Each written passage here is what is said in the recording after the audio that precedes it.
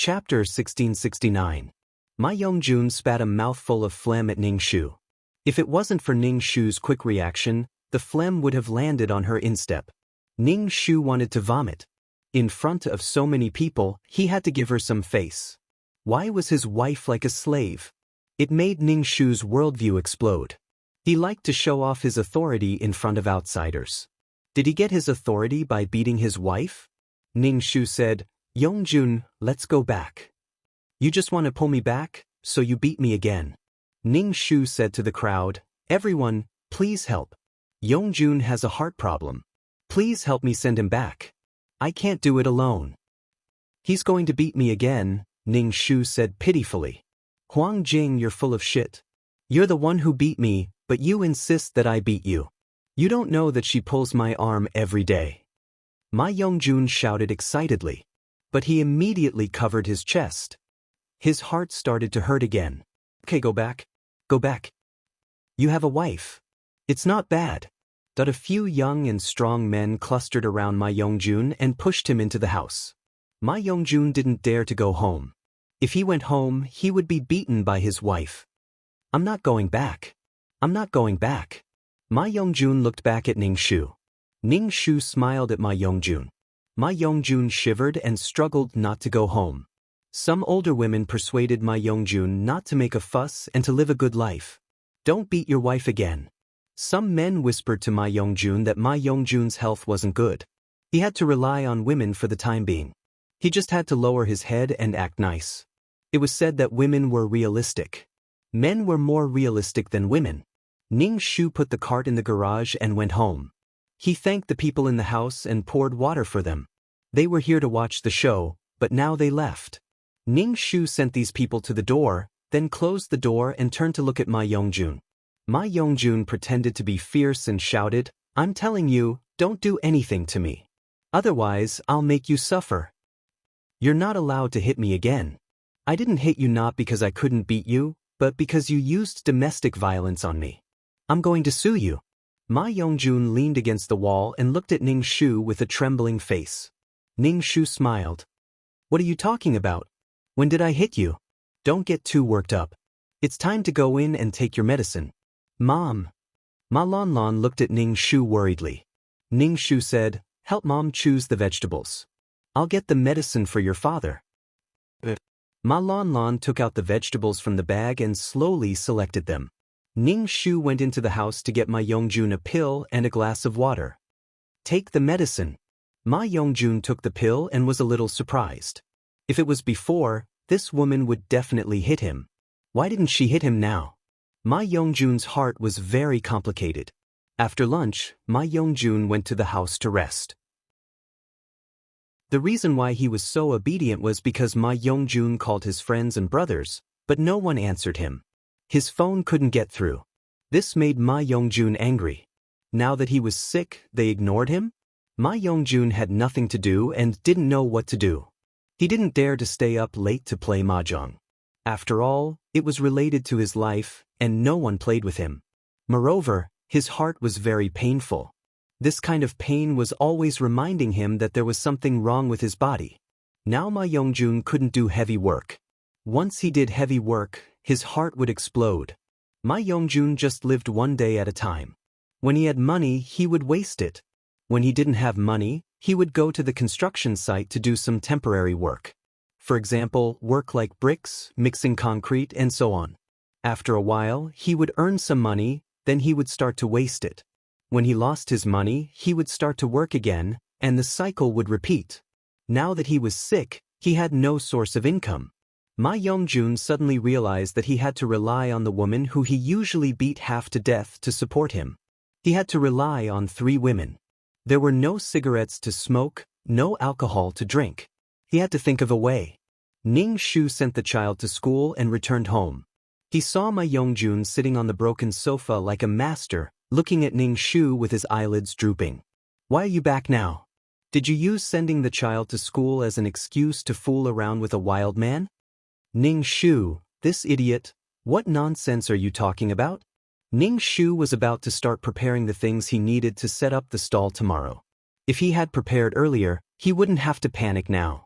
Ma Yongjun saw that Ning Shu was ignoring him, so he walked over and kicked over the lettuce that Ning Shu had just washed. Ning Shu raised his head and looked at Ma Yongjun. Was this guy looking for a beating? And he was deliberately looking for a sense of existence, deliberately provoking him. Ning Shu picked up the lettuce on the ground and washed it again. Ma Yongjun kicked the basin over again. Tell me, what wild man did you fool around with? Are you going to run away with another man while I'm sick? Ning Shu picked up the lettuce with an indifferent expression. He was looking for a sense of existence so that she would beat him up. Ma Yongjun had been trying to make his presence known today. He had been looking for trouble. Ning Shu released his mental strength and scanned the corners of the room. He wanted to see what Ma Yongjun wanted to do. In the end, he found a cell phone on the fruit plate on the coffee table. The camera on the cell phone was turned on and recording. Ning Shu smiled indifferently. This kind of trick was left behind by her. Ning Shu stood up, ignored Ma Yongjun, and picked up the cell phone on the coffee table. Ma Yongjun's expression suddenly became ugly. Give me back my cell phone. Ning Shu turned off the cell phone and threw it directly into the basin. The cell phone sank to the bottom of the basin. Ma Yongjun immediately picked up the cell phone, but it was already wet and couldn't be used. It was a very cheap thing to begin with. Ma Yongjun used his clothes to dry the water on the cell phone and found that it couldn't be used. He threw it on the ground angrily and the cell phone broke into several pieces. Ning Shu said with a smile, I've lived with you for so many years. I know a little about what you're thinking. Take a picture to let people know that she abused him? Ma Yongjun also had a brain, but this brain was not in a normal place.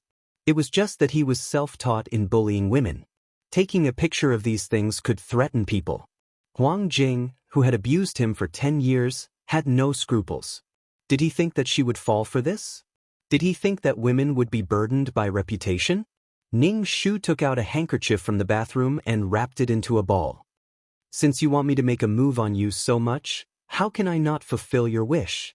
Ma Yongjun's face turned pale and he fled to the door. Ning Shu stretched out his foot and swept Ma Yongjun's leg. Ma Yongjun tripped and fell to the ground. Ning Shu stuffed the handkerchief into Ma Yongjun's mouth.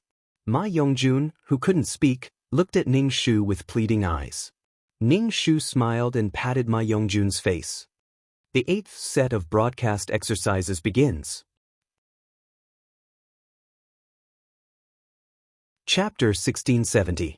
Ning Shu tossed Ma Yongjun over and over again. Ma Yongjun's whole body was soft. In the future, Ma Yongjun would get habitual fractures. With a little force, the bones would break. Under the torment of dislocating bones and tendons, Ma Yongjun's joints were swollen, red and hot. Ning Shu stuffed an anti-inflammatory pill into his mouth. Your joint tissues were edematous and inflamed. What did it have to do with me? Ning Shu dragged Ma Yongjun to the bed, wetted the handkerchief, and wiped the sweat on Ma Yongjun's face. Tut, I'm gentle and considerate. Then he covered Ma Yongjun with a thin blanket. Ning Shu never hit Ma Yongjun in front of the two children. The image of a loving mother couldn't be destroyed. It was always Ma Yongjun who hit people, the ferocious father. Ma Yongjun always stayed in bed. Ning Shu's explanation was that his heart couldn't be stimulated, so he could only stay in bed and sleep. As for the swelling on the body, it was because the heart couldn't pump blood and the pressure couldn't, so it was easy to cause edema. The younger daughter, Ma Shuangshuang, didn't understand very well. She only knew that her father was ill. Ma Lanlan thought it was good. Lying in bed like this, not making trouble and not hitting her mother and her. In Ma Lanlan's heart, there was never the idea that a father needed to support the family and be responsible for one family member. Ma Yongjun was not a good husband or a good father. As for the pain Ma Yongjun suffered, Ma Lanlan didn't care at all. Ma Lanlan almost lived in the shadow of domestic violence since she was born. She hid in a corner and watched as her father punched and kicked her mother. He would even hit her, causing her face to turn black and blue. She went to school with her head down.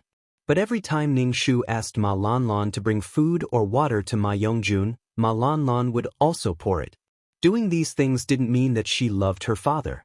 Ning Shu's stall business gradually improved. He could earn 100 yuan a day. Although the money was not much, it could let the two children not wear other people's old clothes and use other people's old things. Now it was not the era where they didn't have enough to eat and warm clothes. Ma Lanlan sometimes took her classmates to the stall to buy egg pancakes to eat. In Ma Lanlan's words, her classmates' attitude to her was different. There was a saying that when you were a child, your parents' income determined the attitude of the people around you. When you grew up, the people around you would decide their attitude towards your parents, and children would be determined based on your income. This was a world coexisting of warmth and cruel. Ma was the happiest was no longer used by others. When he had nothing to do, he would help Ning Shu with some things that he could do. Now felt was a child.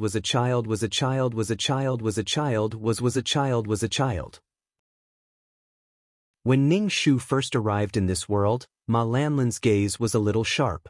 This gaze made people feel uncomfortable. Was it?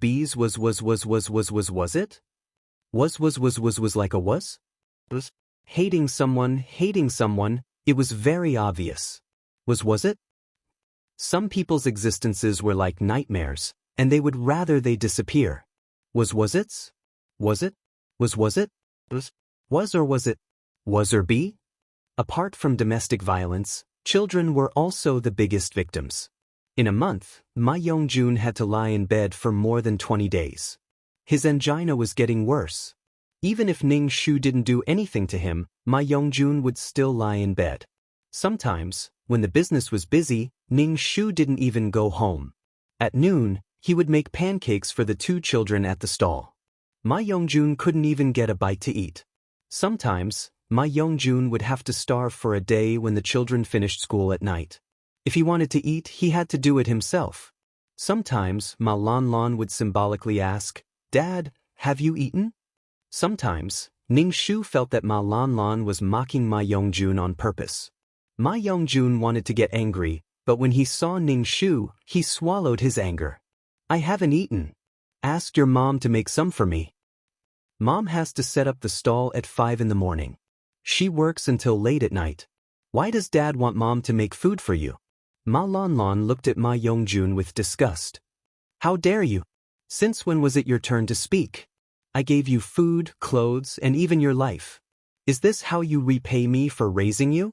Huang Jing, if you dare to split the family again and instill hatred for me and our daughter, I'll kill you." Ma Yongjun firmly believed that his daughter's attitude was taught by an adult. Ma Lanlan still wanted to say something, but Ning Shu stopped her. Ning Shu said, "Go see if the pot is overflowing." She could teach Ma Yongjun a lesson. When the children fell asleep at night, she could even torture him to death. But in front of the two children, Ning Shu wouldn't show her ferocious face. Well, she had to create a strong mother. When Ma Yongjun saw Ning Shu like this, he felt extremely annoyed. This woman was very cruel and often tortured him to death. But in the children's hearts, this woman was a good person. In the eyes of outsiders, this woman endured his domestic violence all year round. But no one knew that this woman closed the door and greeted him with 18 kinds of torture. Every time, he felt that he couldn't endure it and was about to die. Now, Ma Yongjun's state was very strange. He was afraid of Ning Shu, but he couldn't leave Ning Shu. Because if he left Ning Shu, he couldn't survive. Habit was a terrible thing. People who endured domestic violence all year round, no one knew what mysterious power allowed them to survive. Even if outsiders asked them to change, they wouldn't be willing to change the current situation. Ma Yongjun had to plan for himself. "Shuang, come to Dad." Ma Yongjun waved to his younger daughter. Ma Shuang was a soft and cute little girl. She went over as soon as her father called her. Ma Yongjun squeezed his younger daughter's soft hand and glanced at Ning Shu in the kitchen. He asked softly, "Shuang, did any men come to look for your mother? Did any uncles come to look for your mother?" Ma Shuang said naively, "Yes, a lot of them. They came to buy pancakes from Mom." "Shuang, you have to keep an eye on your mother. Don't let your mother run away with other uncles. Once she leaves, she won't want you and will never come back." Ma Yongjun scared Ma Shuang. Ma Shuang nodded. "I know." Ning Shu had good ears and eyes. Even if Ma Yongjun muttered, She still heard Ma Yongjun's words. It seemed that Ma Yongjun was aware of his disadvantage and wanted to find an ally in this family. His younger daughter, Ma Shuangshuang, was the best choice. She ran away with a man. Ma Yongjun was really interesting. He slandered her again and again, saying that she was going to find a man. What kind of person was he? He felt that everyone in the world was like him. Ning Shu moved her neck. It was time to exercise. Move and get high. Chapter 1671. Ning Shu cut off all of Ma Yongjun's social connections. His former friends were all cut off by Ning Shu by borrowing money. It could be said that Ma Yongjun had no one to talk to outside. Now, Ma Yongjun was like an isolated island. Other than his family, he couldn't find anyone to talk to. The neighbors ignored Ma Yongjun. They knew what kind of person Ma Yongjun was. To control a person, one had to cut off all of their support. Ma Yongjun was now watching Ning Shu very strictly. Even if Ning Shu wanted to do business, Ma Yongjun would follow. Many people who knew Ma Yongjun said that Ma Yongjun's temper had been worn away by his illness. But only Ning Shu knew that Ma Yongjun was like this because of fear in his heart. He needed to catch something.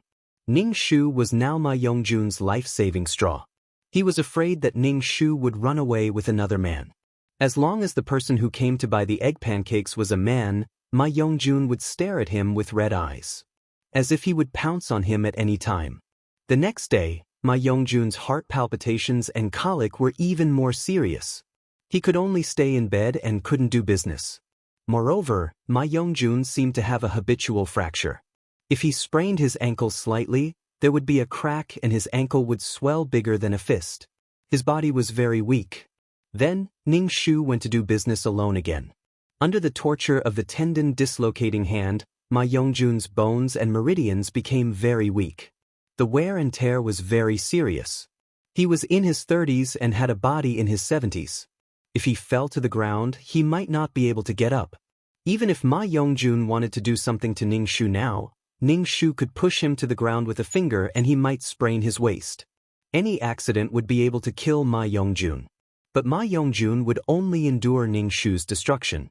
After destroying all of Ma Yongjun's support, you could do whatever you wanted to him. No matter what, he would endure and bear it. This was how masochists were nurtured. Ma Yongjun was struggling at death's door, while Ning Shu was only getting better and better. This was enough for Ma Yongjun to feel pain and despair. The more he wanted to grab hold of his only life-saving straw. If he couldn't use violence to make his woman submit, then he would have to endure what his woman did. Even if Ning Shu really had an unclear relationship with other men, Ma Yongjun could only endure it. It was just like how Huang Jing had tolerated Ma Yongjun and everything Ma Yongjun did outside just to avoid being beaten up by Ma Yongjun. And now, Ma Yongjun had to endure Ning Shu's actions just to survive. He was afraid that Ning Shu would abandon him. Ma Yongjun and Huang Jing's marriage was abnormal. Ning Shu and Ma Yongjun's current state was also deformed. They were originally two independent individuals, but due to some kind of relationship, they were forced to become subordinates. Ning Shu wanted Ma Yongjun to have a taste of this kind of precarious situation. Every day I live in fear and loneliness. When they were being beaten up, no one helped them. They just crossed their arms and shouted. When they met the wrong person, they couldn't be happy even if they used all their strength. They couldn't reason with them and they couldn't win in strength. They were in despair. Who didn't want a beautiful and happy life? Everyone wanted to give their trust and not be let down. They gave their all and hoped to get a response. And not only did Huang Jing's efforts not get a return, but what she got in return was bad karma. Now, Ma Yongjun didn't have the strength to fight with Ning Shu. When the time came, whether the client wanted to stay or leave, it would be a matter of a sentence. Ning Shu's breakfast stall was also on the right track. There was a fixed source of customers every day. Students, teachers, and some people who didn't eat breakfast and were in a hurry to work. A day's income could let the two children live a slightly better life. Sometimes, Ning Shu would bake some small biscuits, and it was the kind that looked very cute. He would let the two children bring it to school and share it with their classmates. Ning Shu had learned how to make pastries, so baking biscuits wasn't a problem for him. Sharing things was the fastest way to build a friendship. Ning Shu wasn't worried about his younger daughter. He was more worried about his older daughter. Ma Lanlan had a thorn in her heart. It was good to have more contact with people. Huang Jing. Ning Shu was knitting. When he looked up, he saw a woman calling him. Mom, why are you here? Ning Shu stood up and let the client's mother sit on the bench. The client's mother had dark skin. She looked like a hard-working woman. How's business? Mother Huang asked. Ning Shu gave her a biscuit and said, business is not very good. After deducting the cost, we can't make much money. Mother Huang chewed the biscuit. What are your plans for the future? What plans? Ning Shu asked casually. I heard that Ma Yongjun is sick now. He lies in bed all day. Do you want to live with a disabled person? How can you raise 2 children as a woman? Mother Huang said anxiously. Are you stupid? So. Ning Shu knitted a sweater. It was going to be cold soon. She knitted a sweater for the 2 children. You're a woman. You can't abandon your husband and children, but you still need a man to support the family. Mother Huang took a big bite of the biscuit. Just say it. Ning Shu had some guesses in his heart, but he said sarcastically. The Li family in the same village. His wife died, leaving behind a 9-year-old child. You should divorce Ma Yongjun and take the 2 children to live with them. It's close to the same village. Your father regretted marrying you so far away, Mother Huang said. Ning Shu was speechless. Ning Shu suddenly didn't even have the strength to be angry. He asked leisurely, if the matter is settled, how much money will the other party give this time? She even tricked her own daughter. She was picked up. She was going to be a stepmother. A 9-year-old boy was very rebellious. He was already at the age where he could remember things and be sensible. He might not even acknowledge her as his mother. She put in so much effort, but he didn't appreciate it. In order to maintain fairness, she even let her daughter suffer. She wouldn't marry him even if she was stupid. She was jumping from one pit to another. Besides, Ma Lanlan and Ma Shuangshuang might not be used to the new life. Finding a man to raise the children could ensure that the man had no complaints in his heart and was willing to raise the children for others. After analyzing it like this, it was simply a huge pit. Even if the man was a good man, when there was friction in the family, he had to wrong his own children. He could only yell at his own children, not the other party's children. Otherwise, he would be a poisonous stepmother. I can live without a man. Ning Shu said lightly, also, I don't believe in your taste. Ma Yongjun is a domestic abuser. What kind of scum is the next man? Mother Huang's face suddenly darkened and she stood up. What are you talking about? You are my daughter, and I want you to live well. Thank you, Mom. I don't want a divorce for the time being, Ning Shu said lightly. Chapter 1672. This time, it must be a better man than Ma Yongjun. My wife died of illness, Mother Huang said. What illness? Ning Shu asked casually. Mother Huang thought for a moment and said, I think it's a gynecological disease. Women always feel uncomfortable when they have a man and a child. Ning Shu sneered. The woman is not feeling well, but he doesn't take her to the hospital. Is this a good man? Another possibility was that he couldn't bear to spend money. If it wasn't a serious illness, he wouldn't go to the hospital. A gynecological disease dragged the woman to death. This is a woman's matter. How can a man talk about it? Besides, his wife's health wasn't good. There must be a man in the family, a pillar that can represent the family. Mother Huang said with some earnest and well-meaning words. Ning Shu said, a man who doesn't even care about his wife's life. She had to have a man, and she had to rely on a man psychologically. It infinitely magnified the weakness in her heart. I won't listen to you. You didn't ask for my opinion before marrying me to Ma Yongjun. Ma Yongjun beat me black and blue. Now Ma Yongjun is sick. He was a good-for-nothing before, and now he's a good-for-nothing. You want me to remarry? Can you not bully me like this? Who bullied you? I'm your mother. I want you to live well. That Ma Yongjun treated you so badly before, and now you want to protect him. Mother Huang was exasperated. Ning Shu almost couldn't help but roll his eyes. Previously, when Ma Yongjun had the strength to beat people, he asked the client to bear with it. Now that he didn't have the strength, she wanted her to divorce and marry a man who had the strength to beat people. What kind of hatred? Once a person was unlucky, there would always be more than one unlucky thing. Don't be afraid, there are still countless unlucky things waiting for you. Mother Huang saw that Ning Shu was only concerned with knitting, so she stomped her feet and left. Ning Shu stopped Mother Huang. Mom, don't take their money. I'm not divorced yet.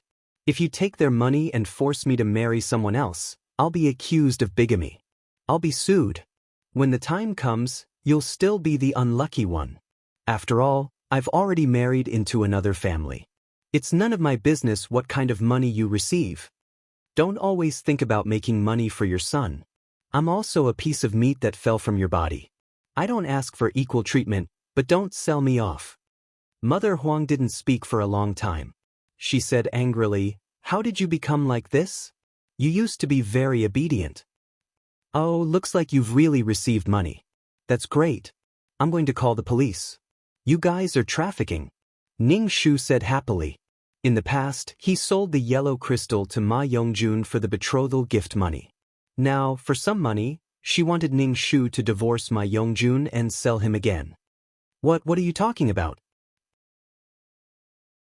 Mother Huang looked at Ning Shu in shock. "You're such an unfilial daughter.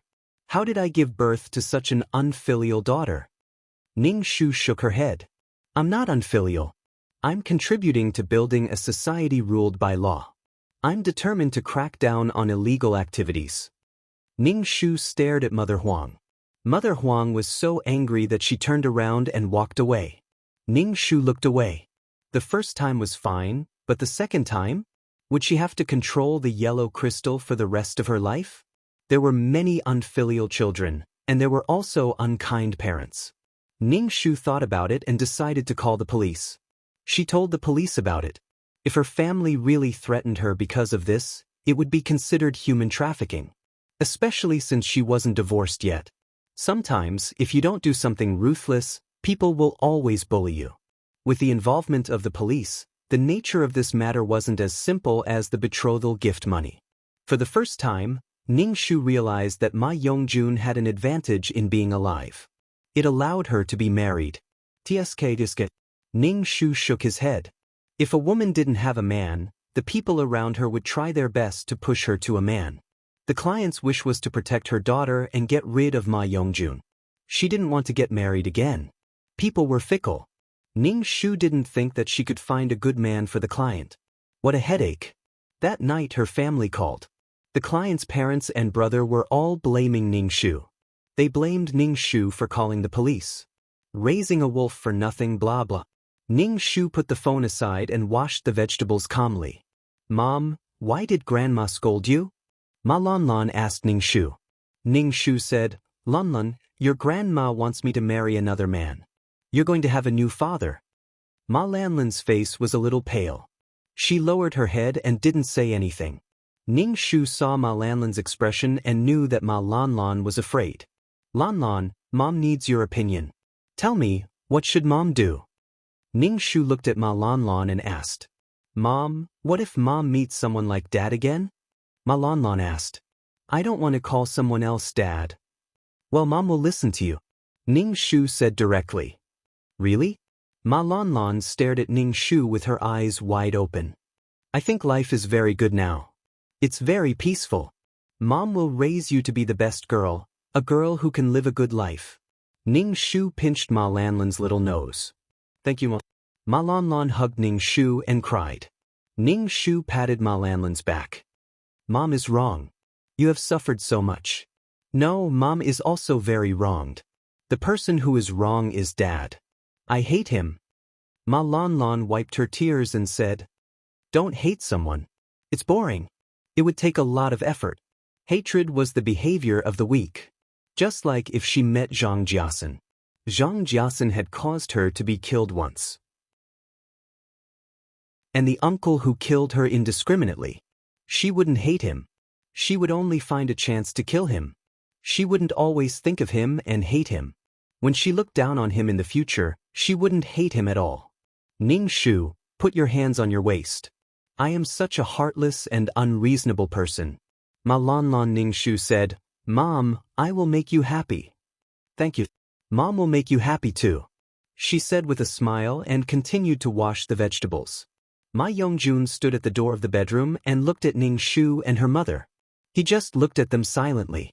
Ning Shu turned around and glanced at him, then looked away coldly. Ma Yongjun didn't have the strength and energy to make a scene now. He should have realized that he wouldn't have a good ending if he made a scene. No one around him believed him, and no one was on his side. Even if he told others that he was beaten and abused by his wife every day, the people around him would only say that he was crazy. It was really hopeless. Ma Yongjun didn't feel very good now. He didn't dare to shout, didn't dare to fight, didn't dare to do anything.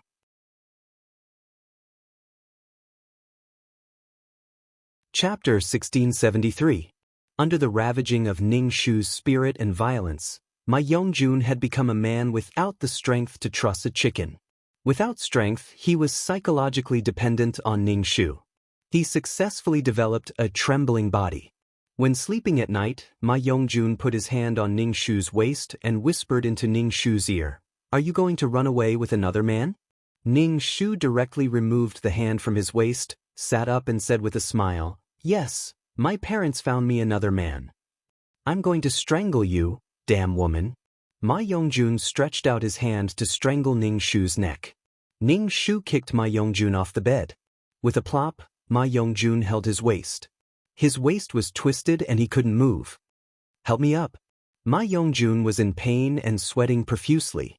Ning Shu shouted. Ning Shu lightly said, Just sleep under the bed for the night. Ma Yongjun lay on the ground and gasped.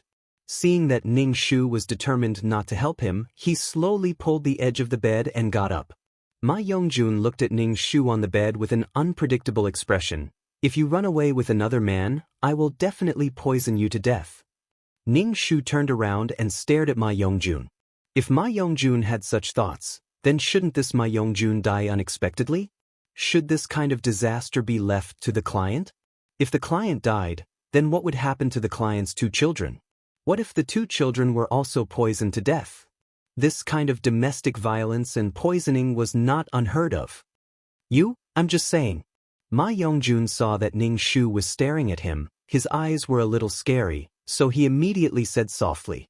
Ma Yongjun clutched his chest. His heart was in extreme pain. Ma Yongjun fell on the bed. Ning Shu begged, Give me medicine, it hurts, it hurts. Ning Shu took the medicine and stuffed it into Ma Yongjun's mouth. Ma Yongjun felt a sharp pain in his heart. His entire face turned purple, and his lips turned black. It was a terrifying sight. As soon as he felt the pain, he lost all strength in his body. It was as if his life force had been taken away. Ma Yongjun wanted to get rid of this pain, but he also wanted to live. Ning Shu didn't know what kind of attitude the client had towards her husband. Did she solve the problem or not? But as a widow, the client had to listen to her parents' arrangements. She just had to force her to get married. She took her child and married into another family. Ma Yongjun wasn't a good person to begin with. Ning Shu propped up her chin. If she killed the client's husband, would the client come after her? Everyone was protective of their own people. Difficult to handle. Quest complete. Do you wish to leave the quest world? 2333's voice rang in Ning Shu's mind. Ning Shu raised her eyebrows. If she left now, it meant that the client did not want her to kill Ma Yongjun. Ning Shu nodded. Let's go.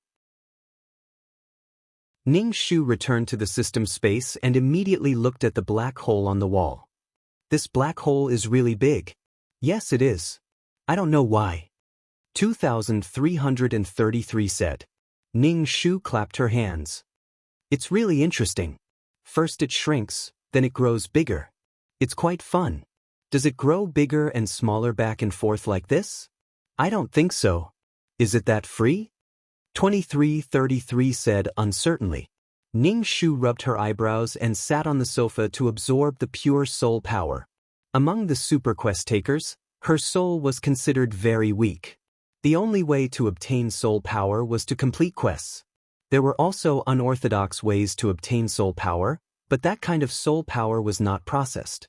That kind of soul power was mixed with the 7 emotions and 6 desires of a person: resentment, and strong obsessions. Absorbing such soul power would affect one's mind.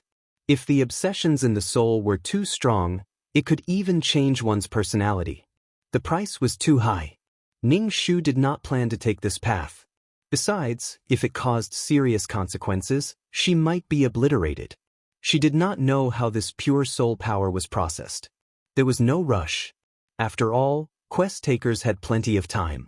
Just do more quests.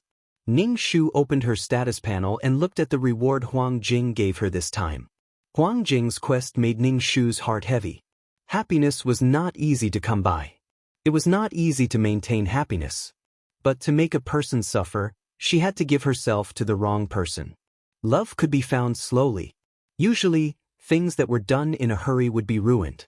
Everything would slowly peel off the mask in front of time and reveal its true face.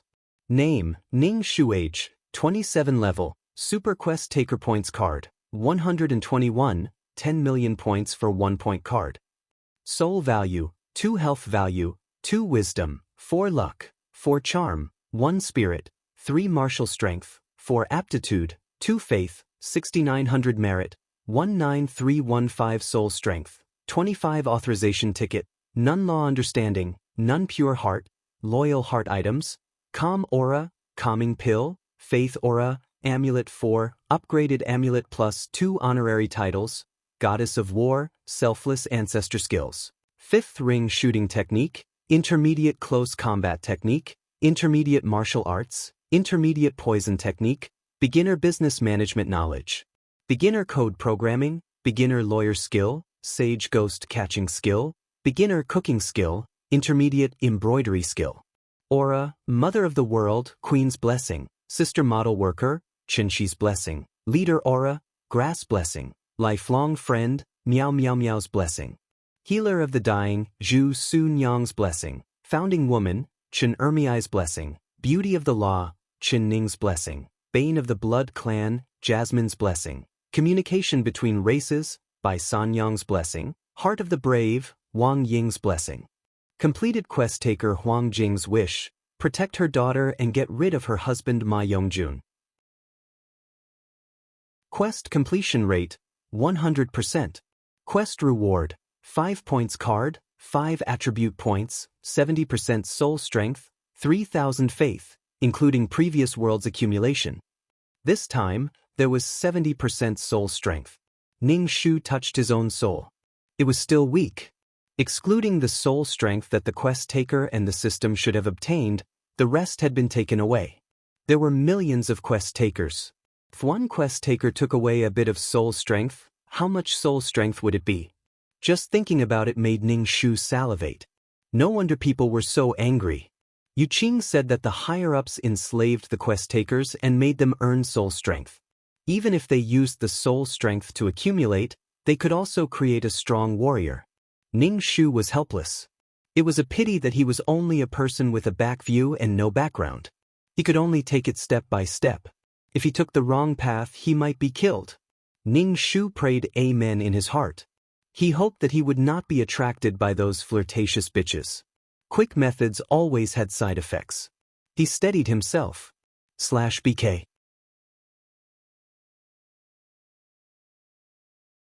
Chapter 1674. Ning Shu crossed his legs and distributed the attributes. Name: Ning Shu. Age: 27. Level: Super Mission Enforcer. Points card: 1215, 10 million points for 1 point card. Soul value: 21 health value, 2 wisdom value, 41 luck value, 41 charm value, 1 mental power, 31 martial power, 41 aptitude, 2 faith power, 69003000 merit, 19315 soul strength, 25 authorization ticket, none rule, none pure heart, loyal heart tools, calm halo calming pill, faith halo, amulet 4, upgraded amulet 2 honorary titles, goddess of war, selfless ancestor skills, 5th ring shooting technique, intermediate close combat technique, intermediate martial arts, intermediate poison technique, beginner business. Management knowledge, beginner code programming, beginner lawyer skill, sage ghost catching skill, beginner cooking skill, intermediate embroidery skill. Halo, mother of the world, queen's blessing, sister model worker, Qinshi's blessing, leader Halo, grass's blessing, lifelong friend, Miao Miao Miao's blessing. Healer of the dying, Zhu Su Nyang's blessing, founding woman, Chen Ermiai's blessing, beauty of the law, Chen Ning's blessing, bane of the blood clan, Jasmine's blessing, communication between races, Bai Sanyang's blessing, heart of the brave, Wang Ying's blessing. Ning Shu opened the screen. He wanted to see how the mission enforcer, Huang Jing, dealt with the matter between her and her husband. The screen showed the scene of Huang Jing and Ma Yongjun setting up a stall. Ning Shu was speechless. He had thought of many scenes, but he had never thought of such a harmonious scene. Ma Yongjun looked tired and pale. He looked very thin. Under the torture of his illness, all the hostility had been worn away. Huang Jing did not divorce Ma Yongjun. People were born free, but they were never shackled. They fought for a divorce, but who could guarantee that the next one would be better? Ning Shu turned off the screen and wished Huang Jing happiness. Ning Shu did not expect better from her. For someone who struggled to survive, it would be good to be slightly better than now. Perhaps to Huang Jing, as long as her husband did not hit her, it was a good thing. Ma Yongjun being sick like this was the best thing. As for the pain, sorry, I don't care. Ma Yongjun's role was to be a shield and give the child a complete family. Huang Jing did not need to listen to her parents and remarry. He was born free, yet he was bound. The greatest freedom is to say no when others hurt you. This was freedom. Everyone was on this huge net. It didn't mean that they were free just because they were free. He didn't ask for romantic flowers, didn't ask for love when the sky fell and the earth cracked, and didn't ask for heart-wrenching. It was good to be able to live like this. On the screen, Huang Jing was smiling at the client. His face was oily and warm. It was also covered in soot. Ning Shu said, "Pay more attention to this black hole. If anything happens, you'll know in time." "I know." Ning Shu stood at the entrance of the law space, and after a while, he stood inside the city of water. Comprehending the laws was a very powerless thing. Every time she completed a mission, she would come here to comprehend the laws. But to no avail. There was no progress at all. The laws could not be seen or grasped, and one would not be able to understand her at all. She was a tormenting little fairy. Ning Shu was not in a hurry to comprehend the laws. He first went to the restaurant and spent some faith, power, or merit to get some food that could strengthen the soul. He relaxed his mood, listened to some gossip, and relaxed his mood. Then he slowly comprehended the laws. Ning Shu was a noob now. How noob was he? Even in Water City, he could only find places with very weak law fluctuations. Those mission takers who had mastered the laws all went out of the city to comprehend them. Outside the city, the power of the laws was overwhelming. Like Ning Shu, he would be destroyed by the power of the laws in a second. Ning Shu didn't even dare to get close to the slightly stronger power fluctuations in the city. Ning Shu found a place, leaned back against the wall, sat cross-legged, and began to comprehend the laws. If he had known earlier, he would have comprehended the law of fire first. The law of water was too complicated. Ning Shu took a deep breath and began to comprehend. He emptied his mind and emptied it again. He didn't know if it was of any use. If he had faith power and bought the insights left behind by the seniors, he wouldn't be so helpless. Ning Shu was in a daze. He seemed to have fallen asleep. He heard the sound of the door opening, footsteps coming from afar, and someone calling his name. Ning Shu, Ning Shu. The voice was vague before, but it was getting clearer and clearer. Why aren't you getting up? Get up. Ning Shu opened his eyes and looked at the person who called him in a daze. He moved his lips. Mum. Get up. Your brothers have eaten breakfast and are leaving. They won't wait for you. Ning Shu was at a loss. Mom, I seem to have had a strange dream. A very long strange dream. Ning Shu's voice was very tender. She raised her hands in front of her. A pair of small hands. This made her unable to distinguish between reality and dreams. What strange dream? Ning Shu's mother took clothes from the wardrobe and turned back to ask Ning Shu. I grew up, then I died, then I came back to life. Ning Shu lowered his head. What is this? Hurry up and put on your clothes. It's time to go to school. Ning Shu's mother helped Ning Shu to put on his clothes. Ning Shu looked around. This was her room. There was a hug bear on the bed. She was a little girl. Mom, what I said is true. Ning Shu refuted. I really had a very, very long dream. She couldn't distinguish between reality and dreams anymore. Otherwise, you wouldn't have slept until the sun shone on your butt. Ning Shu's mother said unhappily. In the dream, she had a system. A very annoying system. 2333. There was no response. Nothing. I want to cultivate, but there is nothing in my mind. Little girl, what's wrong with you? What 2333? Ning Shu's mother helped Ning Shu put on her pants and took a comb to tie Ning Shu's hair. Mom, how old am I now? Ning Shu asked. 11 years old. Ning Shu's mother tied 2 small braids for Ning Shu and tied 2 hair ornaments. Ning Shu pinched her arm. It was very painful. Ning Shu looked in the mirror. A face with light eyebrows and clear eyes. Ning Shu patted her face. What happened? She had a dream. Was this a dream, or was what happened before a dream? So confused. Ning Shu's mother carried her school bag on Ning Shu. Hurry up, your brother is probably going crazy down there. You are not allowed to sleep in anymore. Ning Shu's mother said to Ning Shu. Ning Shu looked at her mother. She was very confused. It felt like a lifetime ago. Which was a dream and which was reality? What happened to her?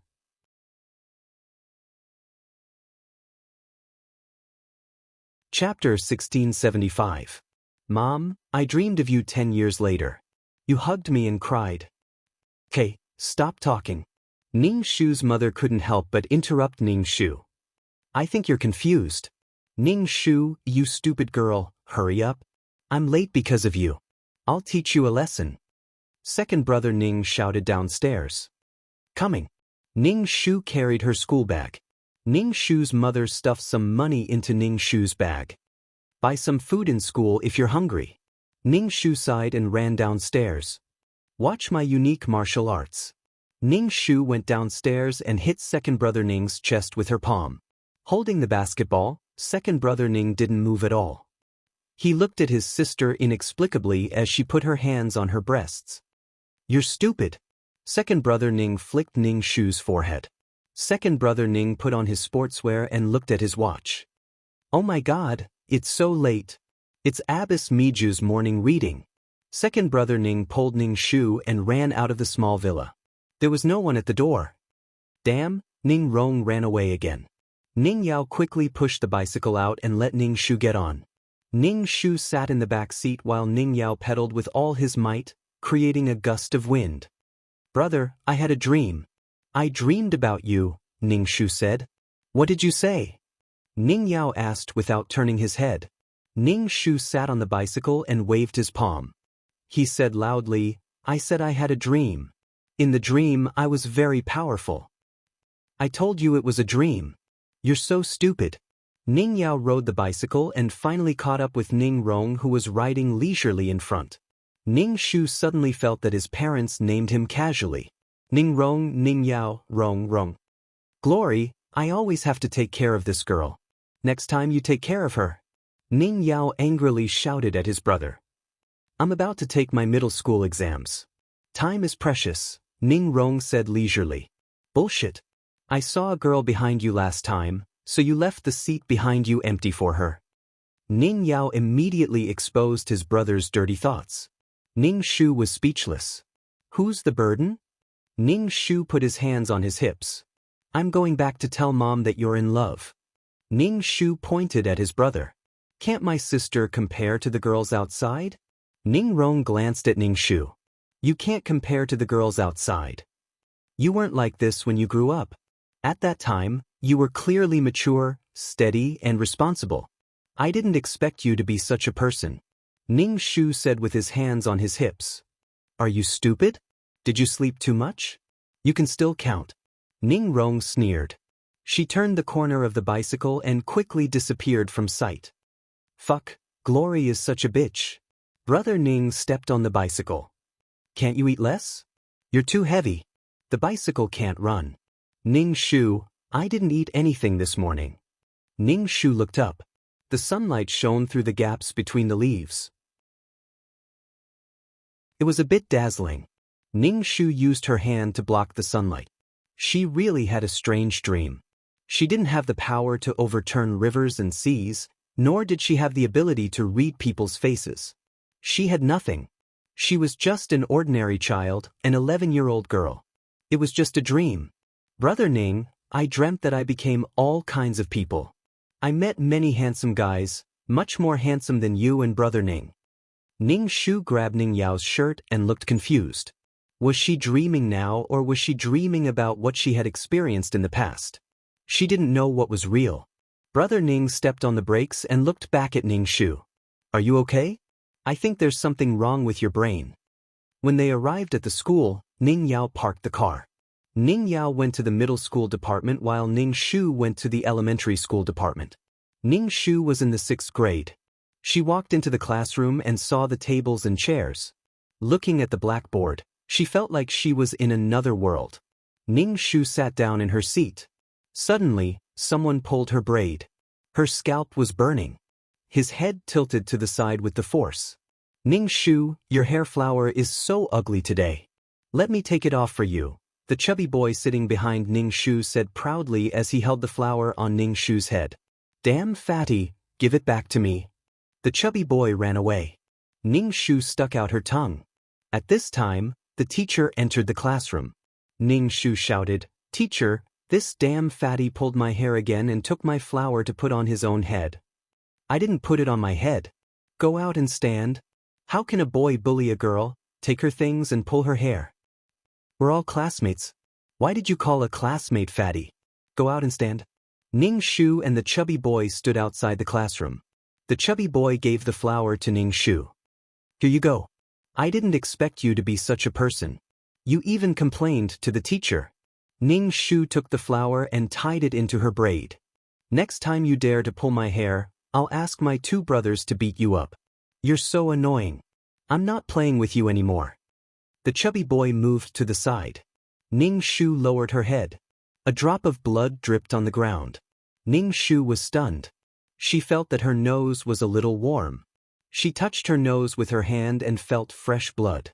Little Ning Shu used her hand to cover her nose, but the blood continued to flow out. What's wrong with you? Your nose is bleeding. The chubby boy immediately ran into the classroom and shouted, Teacher, Ning Shu is having a nosebleed. The teacher came out and quickly brought Ning Shu to the toilet. She splashed cold water on her neck and used various methods to stop the bleeding.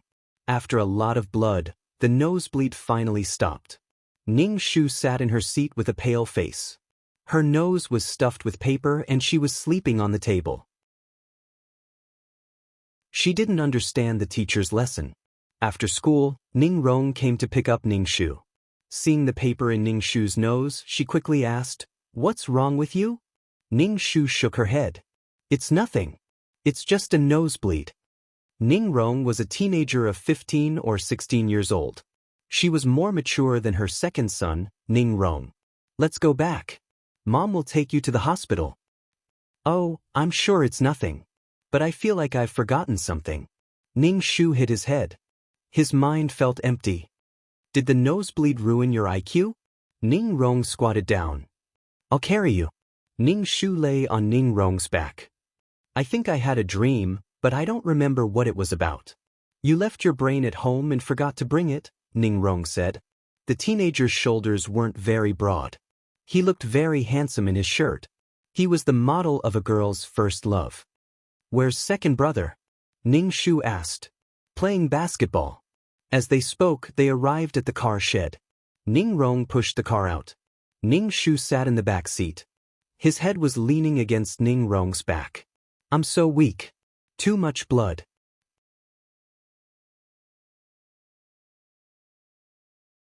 Chapter 1676. Ning Rong rode the bike to the school gate. A girl in a dress saw Ning Rong and waved at her. Ning Rong stopped the bike and said to the girl, "I can't send you back today. My sister is sick." The girl saw Ning Shu in the back seat with a piece of tissue in his nose and nodded. "It's okay. I can go back myself." Ning Rong was about to leave when she turned back and said to the girl, "Why don't you wait for me here? I'll send my sister back and come back to send you." Ning Shu was speechless. There was no one else who cared so much about sex. "Brother, it'll be dark by the time you come back." Ning Shu's nose was blocked and he spoke in a muffled voice. "Then don't wait for me." Ning Rong waved at the girl. "It's okay. I can wait for you," the girl said quickly. Ning Shu clicked his tongue. "I'm going to tell Mom that you're in love." "Then get off now. I'll send you home. You don't know how to be grateful." Ning Rong pedaled and the bike went fast. Ning Shu narrowed her eyes and leaned against Ning Rong's back. She had a dream, but she couldn't remember anything now. She couldn't really understand the lessons in class. She was an 11-year-old child. Some memories slowly disappeared from her mind. Ning Rong sent Ning Shu to the door and turned the car around to send the little girl back. "What's wrong with you? Why is your nose bleeding?" Ning Shu's mother pulled the tissue out of Ning Shu's nose. "Be gentle." Ning Shu covered her nose. Luckily, it wasn't bleeding. "I'll take you to the hospital," Ning Shu's mother said to Ning Shu. "Where's Dad?" Ning Shu looked at the living room. She didn't hear her father's voice. Ning Shu's father worked at a company that made small games. He could make some money and could be considered a wealthy family. He said he took on a project and will be busy for a while. He might not come back for a while. He's just eating and sleeping in the company. Ning Shu nodded. His mind was in a mess. She should be able to make games, right? "I'm going to find Dad. I want to help Dad," Ning Shu said subconsciously. Ning Shu's mother couldn't help but say, "What can you do to help? You're just making things worse. With your standard, you can't even pass your math exams and still have to make games." Ning Shu scratched his head. "I'll take you to the hospital now. Let me tell you, a nosebleed is not a small matter," Ning Shu's mother said to Ning Shu. Ning Shu put down her school bag and looked at her small hands over and over again. How could they be so small? Ning Shu propped up his chin and waited for his mother to change before carrying her bag downstairs. Ning Shu's mother wrote a note and stuck it on the fridge. She asked her two sons to make some food for themselves and to take their sister to the hospital for a checkup. Ning Shu's mother went to get the car. Ning Shu waited at the door for his mother to come out. Ning Shu looked up at the sky and raised his hand to see the sun through the gaps between his fingers. "Ning Shu, get in. Hurry." Ning Shu's mother looked panicked. Her face was twisted with fear. "What's wrong, Mom?" Ning Shu immediately got into the car. "Mom, you're so scared. Your brother got into a car accident. It's your big brother." Ning Shu's mother drove to the hospital. Ning Shu clutched the seatbelt tightly and turned to look at his mother. Her eyes were red. Ning Shu's mother gripped the steering wheel so tightly that her knuckles turned white. She stepped on the accelerator. Her eyes were filled with tears. Ning Shu was terrified. He was at a loss as to what to do. Ning Shu turned around and saw that the street light was red. Stop the car. Stop the car." Ning Shu's mother quickly stepped on the brakes. But she stopped in the middle of the road. A heavy truck was rushing towards them. Ning Shu's pupils shrank. The heavy truck was getting closer and closer. It was getting bigger and bigger. Like a slow camera, Ning Shu's brain was buzzing. "Ning Shu." Ning Shu's mother's voice was shrill and frightened. She hugged Ning Shu. The slow camera turned into a fast camera. With a loud bang, Ning Shu's eardrums exploded and his brain went blank. The huge truck hit the car and the car rolled several times. Ning Shu was held tightly by Ning Shu's mother and was pinned under her body. Ning Shu's mother's body was covered with broken glass and her head was covered with blood. Ning Shu struggled to climb out of the car. The wounds on his body were bleeding nonstop. His nose was bleeding and the clothes in front of him were wet. "Help my mother." Ning Shu cried out to the people around him for help. Ning Shu shouted desperately and looked at the onlookers. "Please help me call the emergency number." Ning Shu wailed loudly. Blood kept flowing out of her nose, and her whole body seemed to be soaked in blood. Her blood, his mother's blood. Ning Shu's whole body was shaking uncontrollably. He was scared and helpless. "Please save my mother, save my mother." People around him helped to call the emergency number. Ning Shu climbed to the side of the car and shouted to his mother who was lying in the car, "Mom, Mom, don't leave Ning Shu. I'm scared. I'm scared." Ning Shu curled up into a ball. Little Ning Shu was just an ordinary person without any power or anything. She was terrified. He prayed in his heart that someone could save his mother. Brother. Mom, wake up. Ning Shu is scared. Ning Shu shouted. His nose and mouth were full of blood. Ning Shu curled up into a ball. His head was swelling and his nose was bleeding more and more. He didn't want to faint. What could he do? What could he do to save his mother? What could he do? The ambulance came late. When it arrived, little Ning Shu stood aside blankly and looked at the doctors and nurses in white coats. The doctor who was trying to save his mother shook his head. There are no signs of life. He can't be saved. A piece of white cloth covered Mother Ning's body, including her head. Ning Shu's heart was numb. He threw himself on his mother. "Mom, I'm scared. Don't leave me. There's another child here. Save the child." The doctor carried the unconscious Ning Shu into the car and drove to the hospital. "This child has leukemia. And he's infected. Hurry and inform his family." Ning Shu heard these words in a daze. Leukemia. She had leukemia. Her brother was in a car accident. Her mother died in a car accident. She had leukemia. She didn't have long to live? Why did she have to encounter these things? Ning Shu opened his eyes and looked at the ceiling of the hospital. The tip of his nose was filled with the smell of disinfectant. "How are my mother and brother?" Ning Shu grabbed the doctor's white coat. "Who's your brother?" "Your mother's head was under great pressure and her neck was pierced by glass. She has passed away." Ning Shu's hand that was holding the doctor's white coat trembled. He asked again, "What about my brother? My brother Ning Rong?" "He's still being rescued," the doctor said. Ning Shu's hand hung down weakly. "Your illness needs to be hospitalized for observation. If you receive timely treatment, you can still live."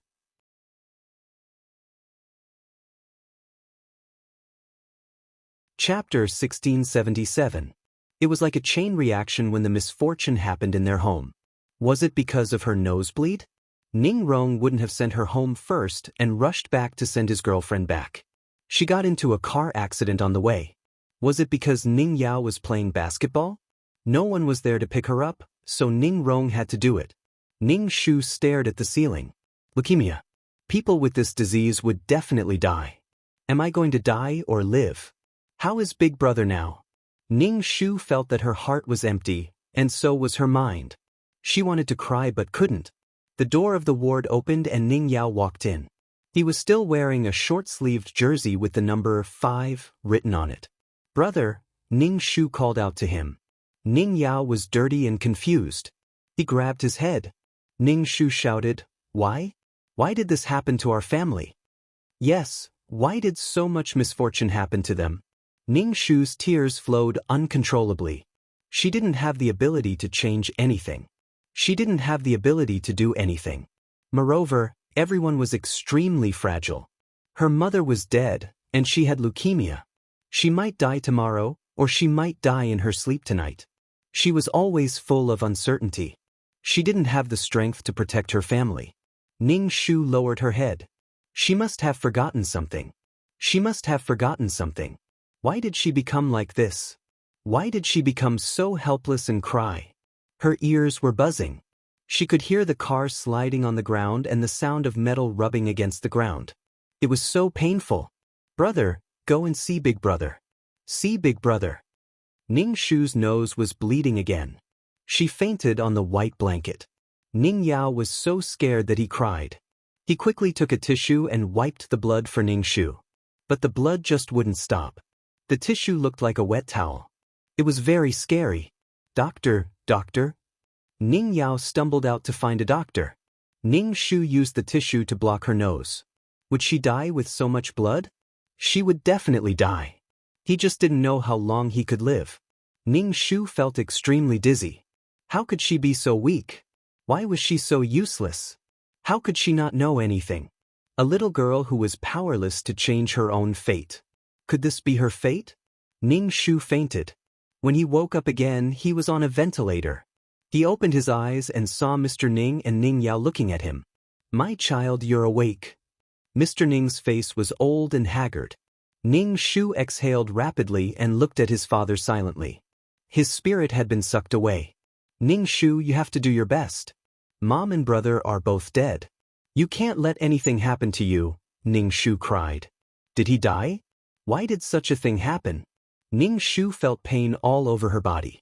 It was very uncomfortable. He couldn't help but feel cold all over, the cold seeping into his bones. He vomited with a retch. Ning Shu fainted. In a daze, he felt that the people around him were in a flurry.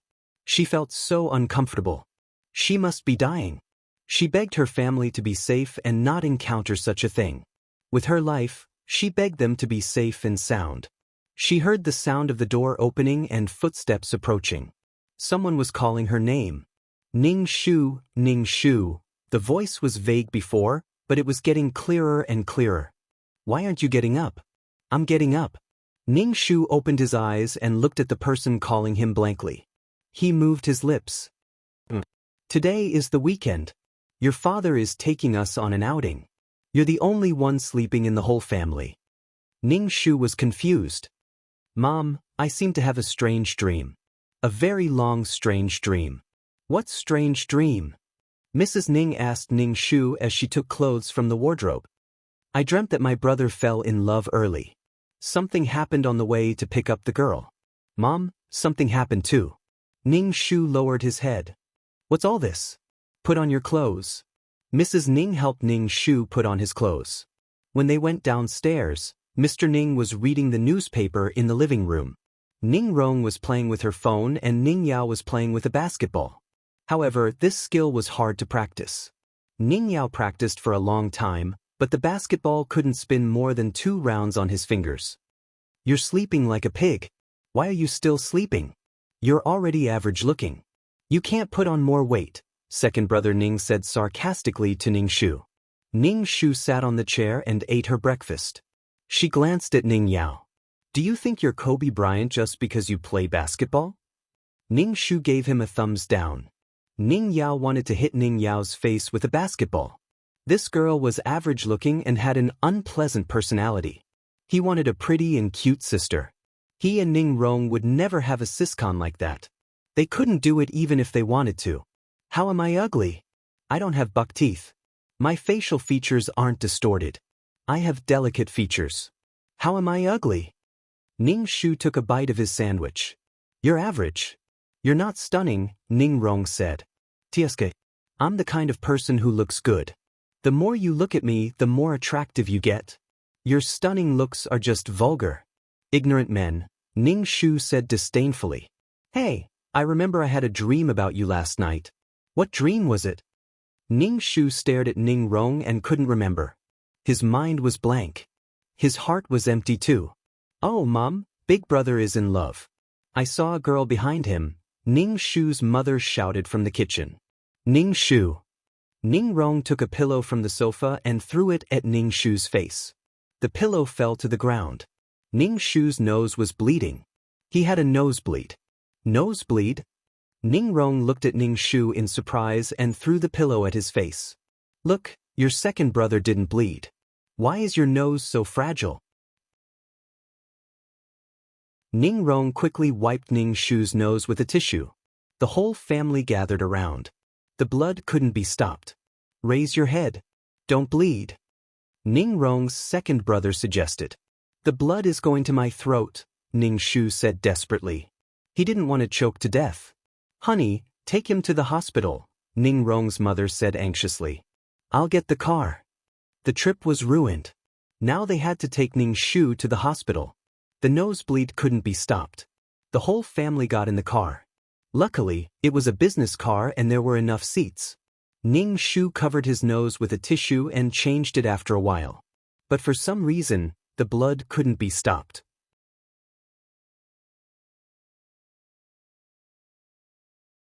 Chapter 1678. The floor of the car was covered with blood-red tissues. It was scary. Ning Shu felt dizzy and her heart was filled with fear. Mother Ning scolded Ning Rong, "How can you hit your sister? She's a girl. Why can't you go easy on her? You're in a relationship at a young age. Why are you taking it out on your sister? Are you hitting your sister for another girl?" Ning Rong said, "I think that's two different things. She said too much, so I taught her a lesson. It has nothing to do with hitting her for another girl. If she really wanted to hit her, she wouldn't have used a pillow. In my opinion, it's the same. You're taking the blame." Ning Rong saw that Ning Shu's face had turned pale. "Sister, I'm sorry. Are you okay? We'll be at the hospital soon." Before Ning Shu could finish her sentence, a loud bang interrupted her. The car was thrown over the railing of the viaduct by the side of the road. The whole car fell in a straight line and landed on the road below the viaduct with a loud bang. With a loud crash, the whole world fell silent. Ning Shu heard dripping sounds. She didn't know if it was blood or gasoline. In a daze, Ning Shu felt that she was going to die. She was going to die very soon. Someone was talking beside her. Ning Shu shouted in her heart, "Save me, save my mother, save my family. There are no signs of life. The leg is stuck. We can only saw it off. The child is still breathing." Ning Shu felt that she was going to die. She must be dead because it was very cold. She heard the sound of the door opening and footsteps approaching. Someone was calling her name. "Ning Shu, Ning Shu." The voice was muffled before, but it was getting clearer. "Why aren't you getting up? Get up. Little lazy girl, why aren't you getting up? Your brother is waiting for you to go to school." The voice kept nagging. Ning Shu wanted to open her eyes, but her eyelids felt like they were filled with lead. She couldn't open them. "What's wrong? Are you sick?" A pair of hands rested on her forehead. "You have a fever. The child's father, the child is sick. Drive to the hospital." The footsteps were getting further and further away. Ning Shu struggled to open his eyelids, but he couldn't. Don't go to the hospital. She had a very, very long dream. In the dream, they died in a car accident on the way to the district hospital. A long, long dream. "Ning Shu, wake up, wake up." 2333's voice rang in her head. Someone even patted her face. "Hey, wake up." Ning Shu opened his eyes and saw Mei Ziqing's face. Mei Ziqing heaved a sigh of relief. "You're finally awake." Ning Shu blankly touched his face. It was wet. Did she cry? "You've been crying. I couldn't wake you up. You were sobbing." 2333 Ning Shu said. "Are you okay? Useless thing. You've only drawn out your inner demons." A cold voice sounded from the side. Ning Shu turned to look at the person who spoke. Why was this person here? Was it comfortable to stand at the side and watch others make a fool of themselves? But what was he doing here? Ning Shu wiped her tears and got up from the ground. "I couldn't wake you up, so I sent a message to your friend and asked him to come over." Ning Shu wasn't little Ning Shu, who was robbed of everything by the mystery world. Her brain immediately reacted. 2333 called him over just like that. He really did come over. She didn't even have his contact information. How did 2333 contact him? Did 2333 have some kind of personal relationship with this person? Ning Shu said, "Thank you. I'm fine. Thank you." The school doctor turned and left. Ning Shu wanted to stop him. No matter what, although she didn't know the reason, she still wanted to treat him to a cup of tea. But the doctor disappeared in an instant. Ning Shu gave up. Mei Ziqing asked Ning Shu, "What's wrong with you?" "I don't know what's wrong." Without all the buffs, she was just an ordinary person. She wanted to be saved by others. She wanted to be saved by the heavens. But there was nothing. The weakness and helplessness in her heart were infinitely magnified. "Why don't I treat you to something? You don't look well. You're very dispirited." Mei Ziqing looked at Ning Shu and said. Ning Shu nodded and followed behind Mei Ziqing. She looked at her weak soul. Her soul was in pain. Very, very pain. The cycle of reincarnation was endless pain. When they reached the restaurant, Mei Ziqing ordered a glass of fruit juice for Ning Shu. This cup costs 20 merit points. If you weren't half dead, I wouldn't be willing to give it to you. Oh, thank you. Ning Shu sucked on the straw and asked Mei Ziqing, have you been in such a situation before? Qi deviation? Yes, but I stopped immediately. But you cried from the beginning to the end. I couldn't wake you up no matter how hard I tried. Ning Shu gulped down her drink and didn't say anything. Ning Shu looked at her hands. Her fingers were slender and pale. Because her soul was weak, she didn't seem to have any vitality. Her fingers were deathly pale. It felt like a lot of effort had been expended. Ning Shu leaned on the table and asked Mei Ziqing, if you had no power, nothing, how would you feel? Living a life worse than death. Power is our sense of security. Of course, as long as your heart is strong enough, you can start over. As long as you're alive, there are endless possibilities. Mei Ziqing said, don't be discouraged. Every human has a weakness. It turned out that her heart had always been weak. She was afraid to return to the time when she was weak. Ning Shu smiled. After experiencing some things, I became more determined on my path. If she was really strong, she wouldn't be so afraid and fearful when she encountered things for herself. It was like earning money for the future. When she needed money, she would beg her grandparents for it. She would give up her dignity and everything for money. It was the same for working hard to become strong. Every living thing was weak. Even if there was a path that was destined, it couldn't be changed by those who were strong enough. Water was good for all things but didn't compete. It dealt with the evils of others and was close to the Tao. Water nourished all things. It was good and benevolent. It didn't seek to save all things, but it couldn't act recklessly. In the mystery realm, as a weak ordinary person, the slightest change was enough to change her fate. Stripped of her power, she was a helpless child curled up in a ball. She was scared and lost. She relied on the ethereal power to change her fate. She was scared, bleeding, in pain, begging and shouting. What are you thinking about? You're not in a good state. Don't do missions for now. Mei Ziqing waved her hand in front of Ning Shu. Ning Shu came back to his senses and nodded. I'll take a break for now.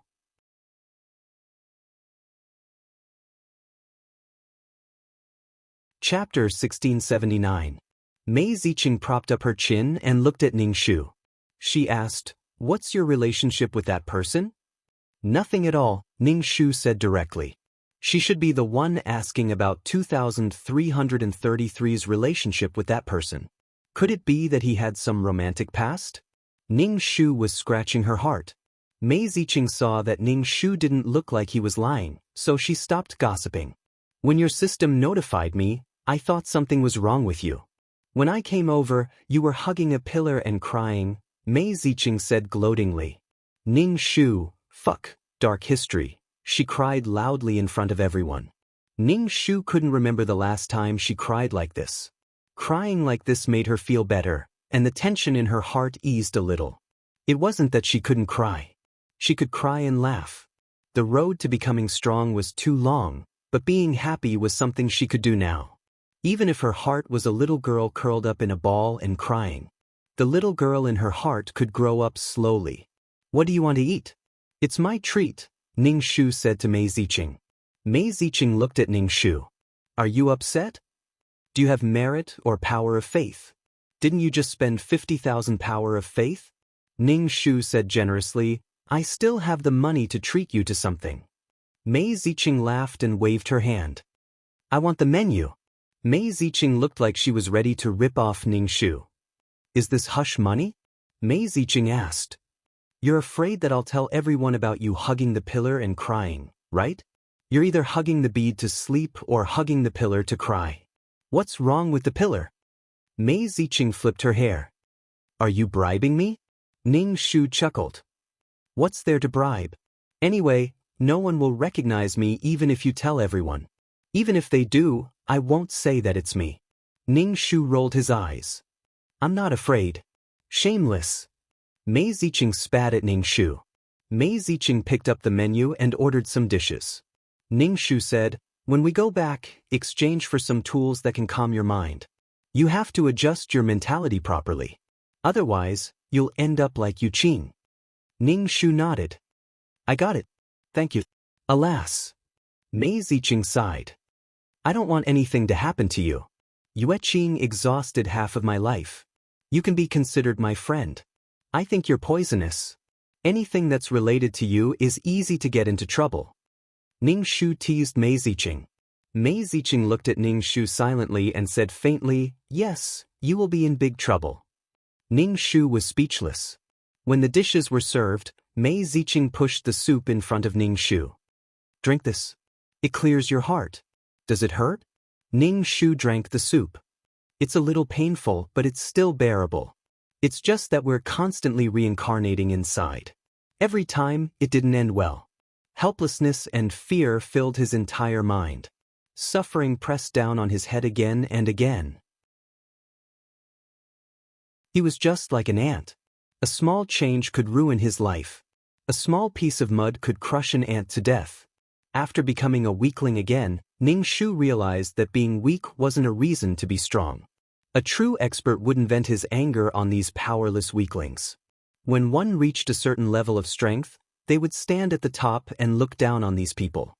They wouldn't be calculative or angry. When doing missions, they would try their best to minimize their influence, except for those that had something to do with the client. To an ordinary person, a small change was like the sky falling down.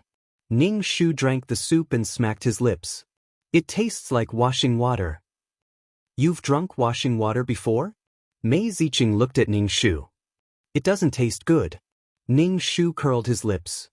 Your soup is the most expensive dish on this table, Mei Ziqing said. Ning Shu didn't want to waste it. He drank a mouthful and smacked his lips. It doesn't taste like washing water anymore. Ning Shu asked Mei Ziqing, have you done any missions recently? No, I'm recuperating. I don't feel like going out for now. Missions are very dangerous. I'd better rest. Mei Ziqing ate her food and said casually. Ning Shu nodded. Have you been comprehending the laws? I've been comprehending the laws since there are so many cities in the nomological space. Ning Shu was speechless. Ning Shu felt that Mei Ziqing was letting herself go, so he decided to let himself go for a while. She felt that she had gained a lot this time. Something had taken root and sprouted in her heart. Although she didn't know what it was now, she had some enlightenment. Ning Shu finished the soup in one gulp and then chatted with Mei Ziqing about some gossip. Ning Shu looked at Mei Ziqing and felt that this woman was already his friend. While she was troubled, Mei Ziqing appeared. It was enough to have such a friend in life. It was enough to be able to help each other out in times of trouble. They didn't need to die for each other. They didn't need to be strong. True friends didn't need any guarantees. Which cities have you been to? Ning Shu asked, holding his chin. Many. I've given up on treatment. I'll play as long as I can. When I don't feel like playing anymore, I'll be in the mood to do missions, Mei Ziqing said with a smile. Ning Shu was speechless. She should play more, she should slow down. The mental demon incident this time had ignited the weak self in Ning Shu's heart. He was always forcing himself. Wasn't that the cowardice in his heart? He was afraid that he would be erased and suddenly disappear. Or maybe he would become the child lying in the hospital bed again. Or perhaps this was all a dream. Everything was a dream. The struggle and powerlessness of the weak. Weaklings who had the opportunity to become strong and had nothing to do with him should not be sacrificed under his own power.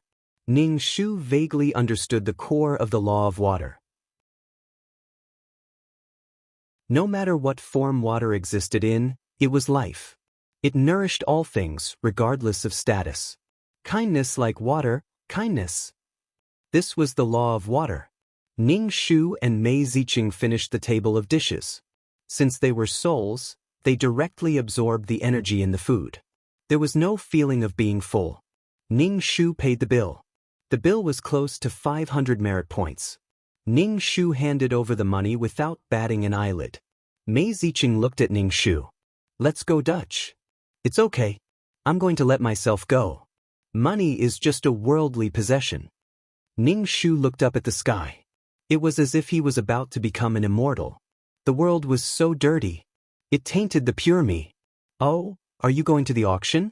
But the entrance fee is 500 merit points. Fuck, why didn't you say so earlier?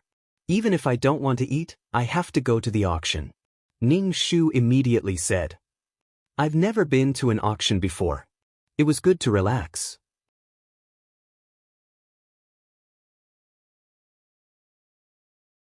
Chapter 1680. Aren't you fearless? It's just 500 merit points.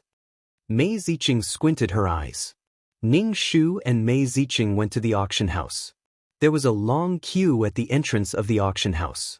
All of them were mission takers with very solid souls. Mei Ziqing and Ning Shu could only line up at the back, tiptoeing as they looked at the queue in front. However, the queue was moving very fast. The 500 merit points entrance fee was just a swipe of a card.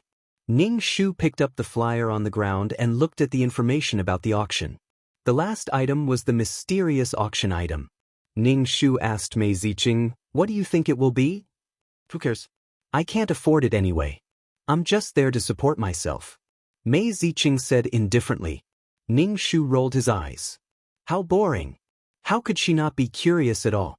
She was like a salted fish. Finally, it was Ning Shu and Mei Ziqing's turn. They paid 500 merit points each and entered the auction house. The auction house was very big and there were many private rooms. However, Ning Shu and Mei Ziqing could only sit at the back. Ning Shu didn't expect himself to be able to afford the items here. He was just there to broaden his horizons. There was information about the auction item on every seat. Some items were paid for with merit and faith energy, while some required soul power. Ning Shu was expressionless.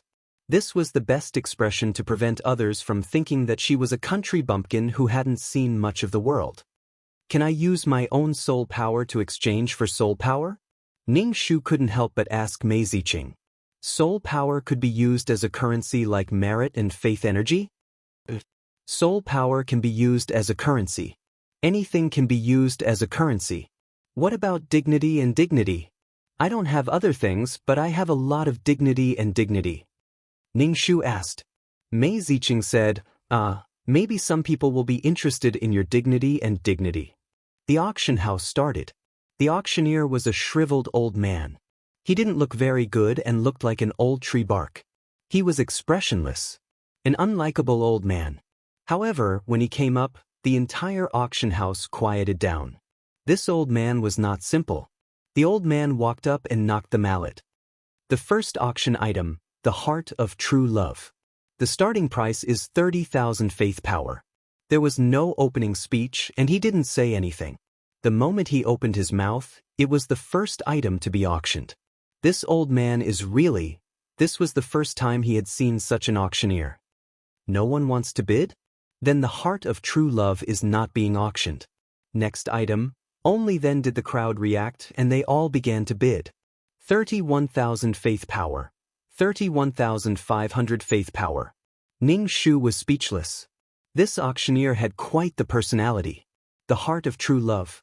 Ning Shu looked at the pure and sparkling heart that was even more translucent than a diamond, and it was still beating. The old auctioneer did not introduce the basic information of the auction item at all. Ning Shu checked the auction information. Pure heart, such as the heart of true love, the heart of loyalty. This was pure energy that could make one's soul more tenacious and powerful. It was equivalent to having an additional boost to his soul. Ning Shu slapped Mei Ziqing's thigh.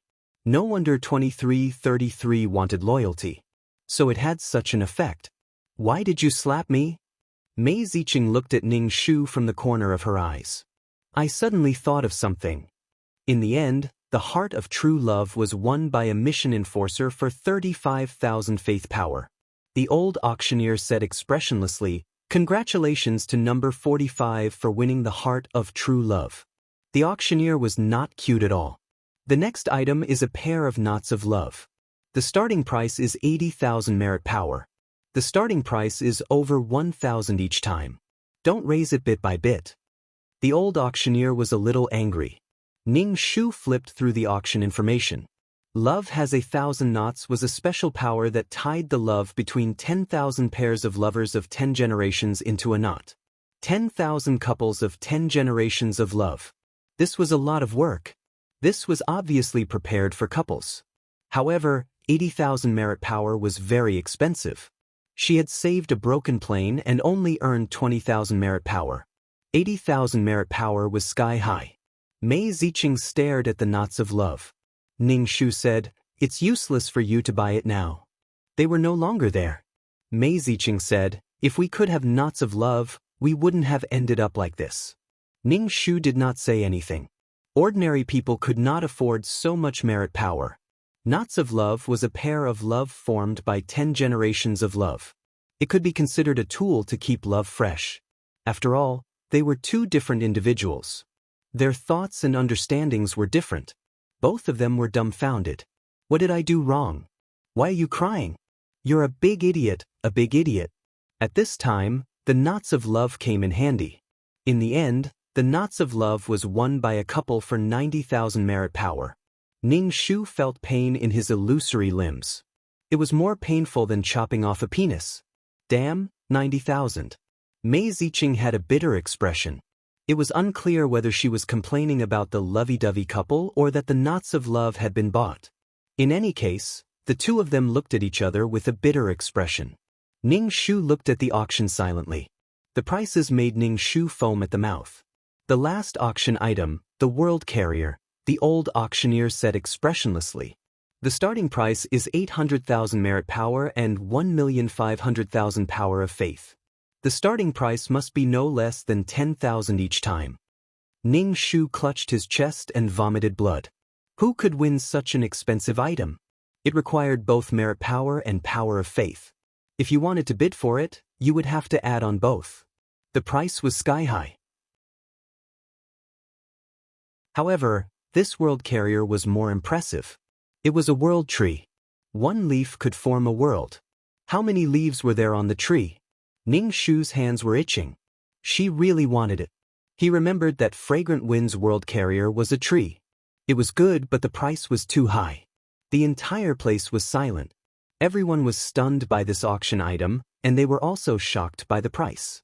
"Is no one bidding? Let's have the world tree." The old auctioneer asked someone to take the world tree away. Ning Shu was speechless. Such an expensive price made people hesitate. Wasn't this buying 3 pieces of biscuits for $1? Couldn't it give people time to borrow money? What a willful auctioneer. "Wait." Someone stood up and said. The old auctioneer looked at him. "Do you want to bid?" "I just want to take a look." "I'm not bidding," the person said. This price had almost wiped out all the mission enforcers present. Ning Shu looked at the private room. This should be the time for the nouveau riche to bid. The old auctioneer waited silently. In the end, no one spoke. A cold wind blew through the auction house. Silence reigned. The price was too shocking. Ning Shu had never seen so much merit power and faith in her life. Her confidence had suffered a devastating blow.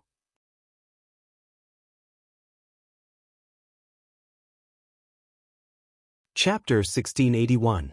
The old auctioneer was furious. He slammed the mallet on the table. "The auction is over." At this moment, the entire auction house felt a little livelier. Ning Shu pulled Mei Ziqing out of the auction house. Mei Ziqing sighed, "A world carrier. I think this world carrier will be sold in private. Rich people will bid for it," Ning Shu said. "Now it's just for show. Look, we have so many treasures here. They're all high-end. They're not afraid of being robbed." Ning Shu said, "I'm going back to the system space. You should go to another city. With a world carrier, this city isn't safe. It's hard to guarantee that no one will take the risk. I'm leaving." "Well, don't rush into missions. Don't get into trouble," Mei Ziqing said to Ning Shu. Ning Shu nodded and said to 2333, "Let's go back." The process of going back was painful. Ning Shu felt like her soul was being crushed. There was something wrong with her soul. If she went on missions in this state, she wouldn't be able to. Back in the system space, Ning Shu lay on the sofa and said to 2333, "Do you know the school doctor?" "Yes, you've seen him a few times," 2333 said. I know him through you. Ningshu didn't ask much. Even if 2333 had a romantic past with the school doctor, it was none of her business. Who didn't have a past? Ningshu lay on the sofa and looked at the pale ceiling. This incident allowed her to see her parents again. They were engraved in her mind, but now they appeared in front of her. But she was weak. When the accident happened, she could only watch helplessly. Ningshu touched her face. Her face was wet. Can a soul cry?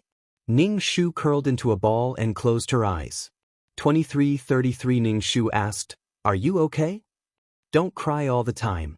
If you cry, it'll look like I'm bullying you." Ningshu wiped her face. "You're always bullying me, 2333. I didn't do anything wrong to you. I won't hurt you anyway," 2333 said. "Be strong just like before." "You suddenly started crying after walking so far." Ningshu closed his eyes and said, "How can I recover quickly now? Even if I have a cold, it will take some time. I'm an inner demon, an idiot." Ningshu's heart was filled with complex emotions. There were some feelings, but more of it was a heart-wrenching pain, as well as the pain of his soul being crushed. 2333 was silent for a while before he said, "This is the path of the strong.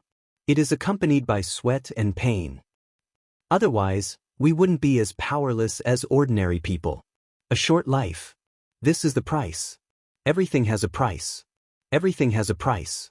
Every mission taker has experienced it before.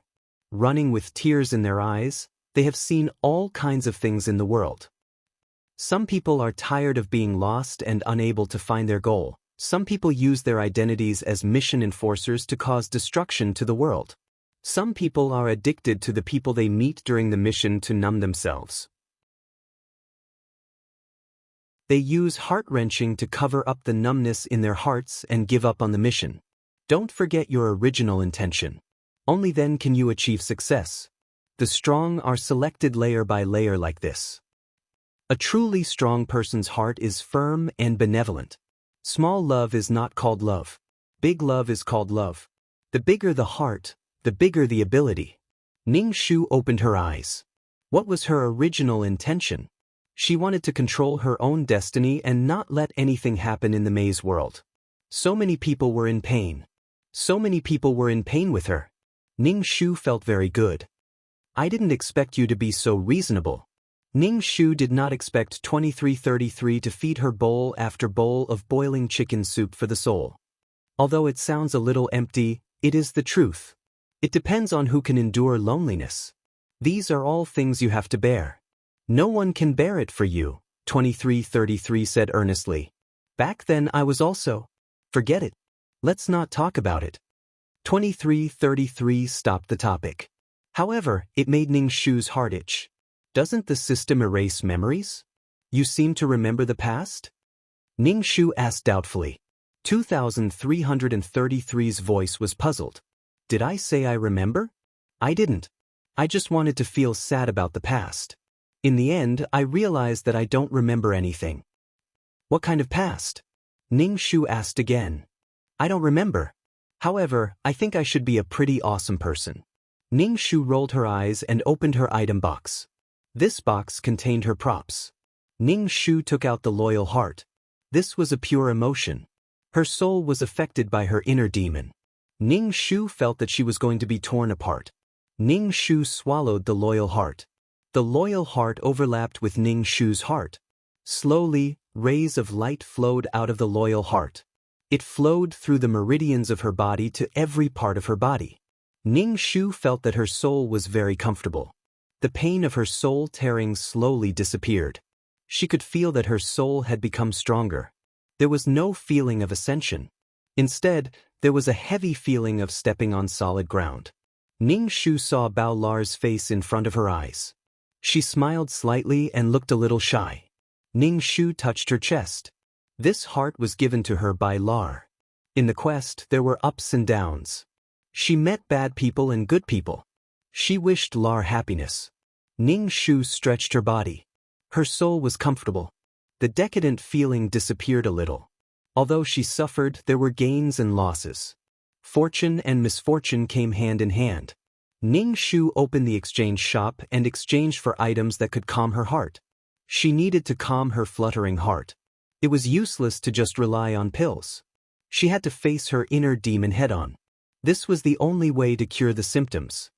Lala, I used the loyal heart. You don't have to use it anymore, Ning Shu said proudly. 2333. If I had known, I wouldn't have called you. I'd have let you cry to death. Ning Shu said, thank you. Don't thank me. I'm just protecting my life. Now that you and I are one, I can't leave you alone, 2333 said bluntly. Ning Shu sniffed. I'm a little touched by your words. Oh, do you want to do a quest? 2333 Ning Shu asked. Ning Shu, she didn't want to do a quest for now. She was going to walk around. Ning Shu also planned to walk around the various law cities. Ning Shu wanted to feel the law, but she didn't dare to. She still had lingering fears from what she had experienced. Go ahead. Without destruction, there can be no construction. Maybe you can experience a beautiful love, 2333 Ning Shu said.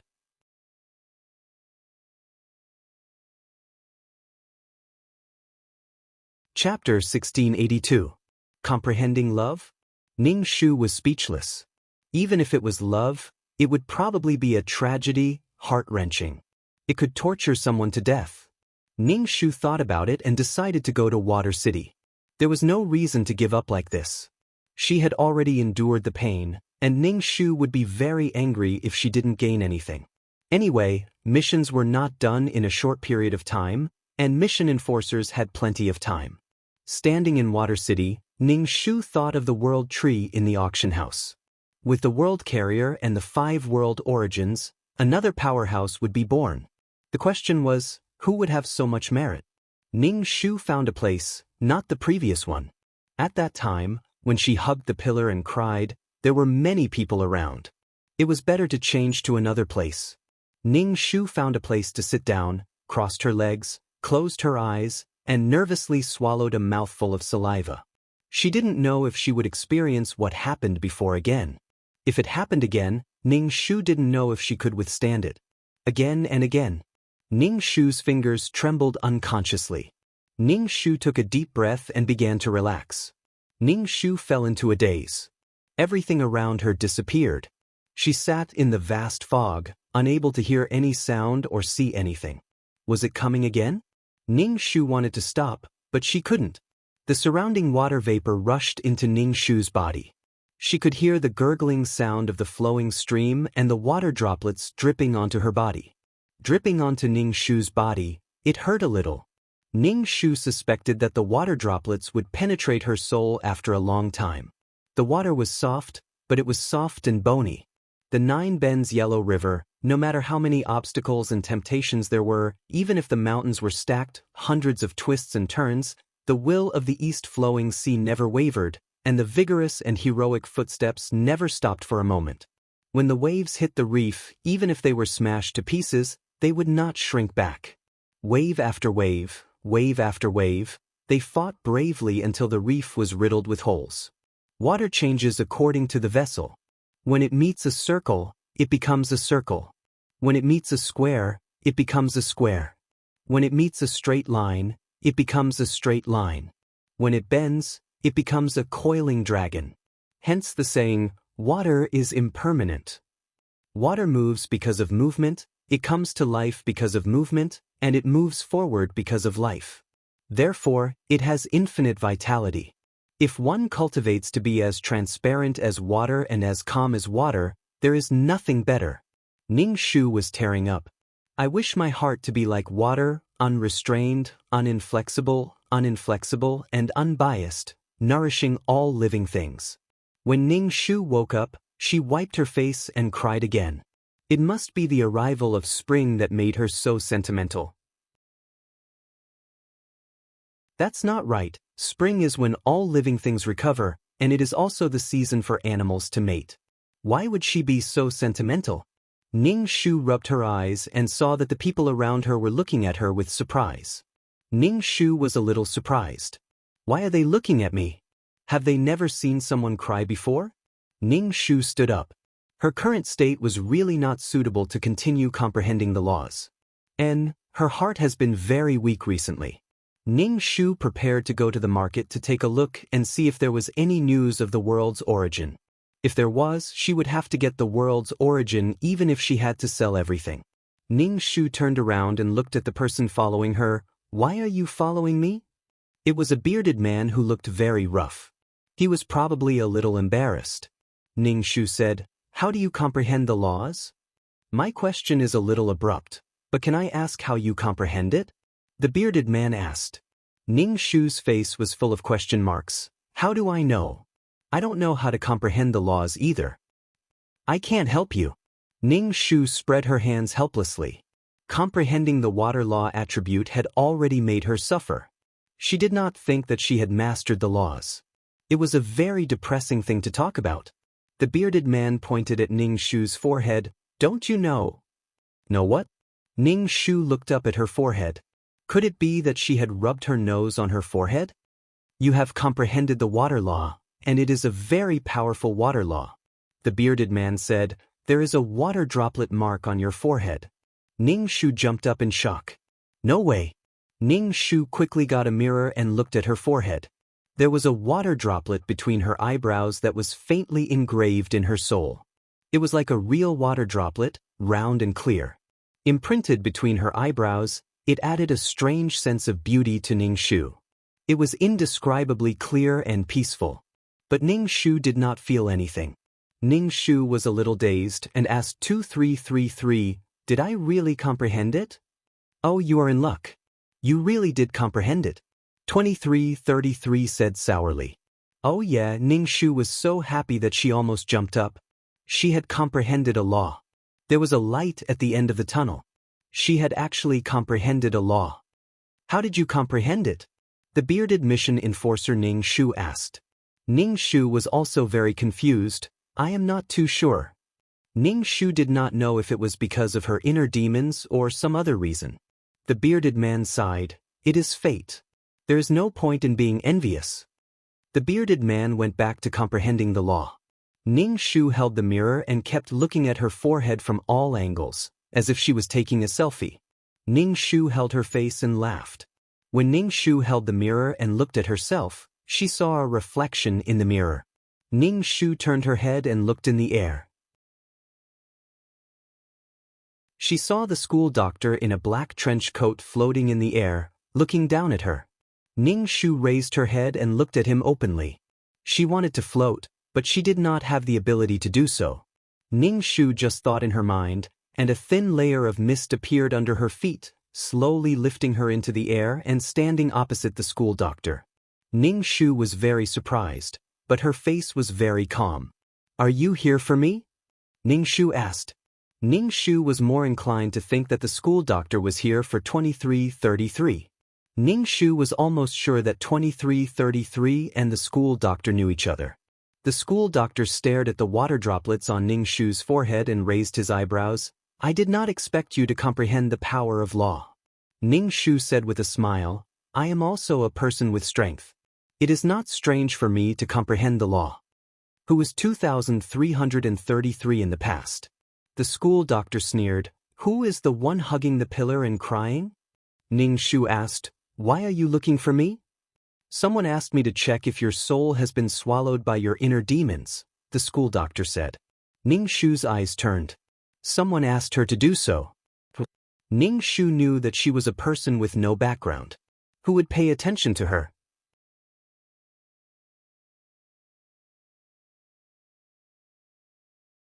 Chapter 1683.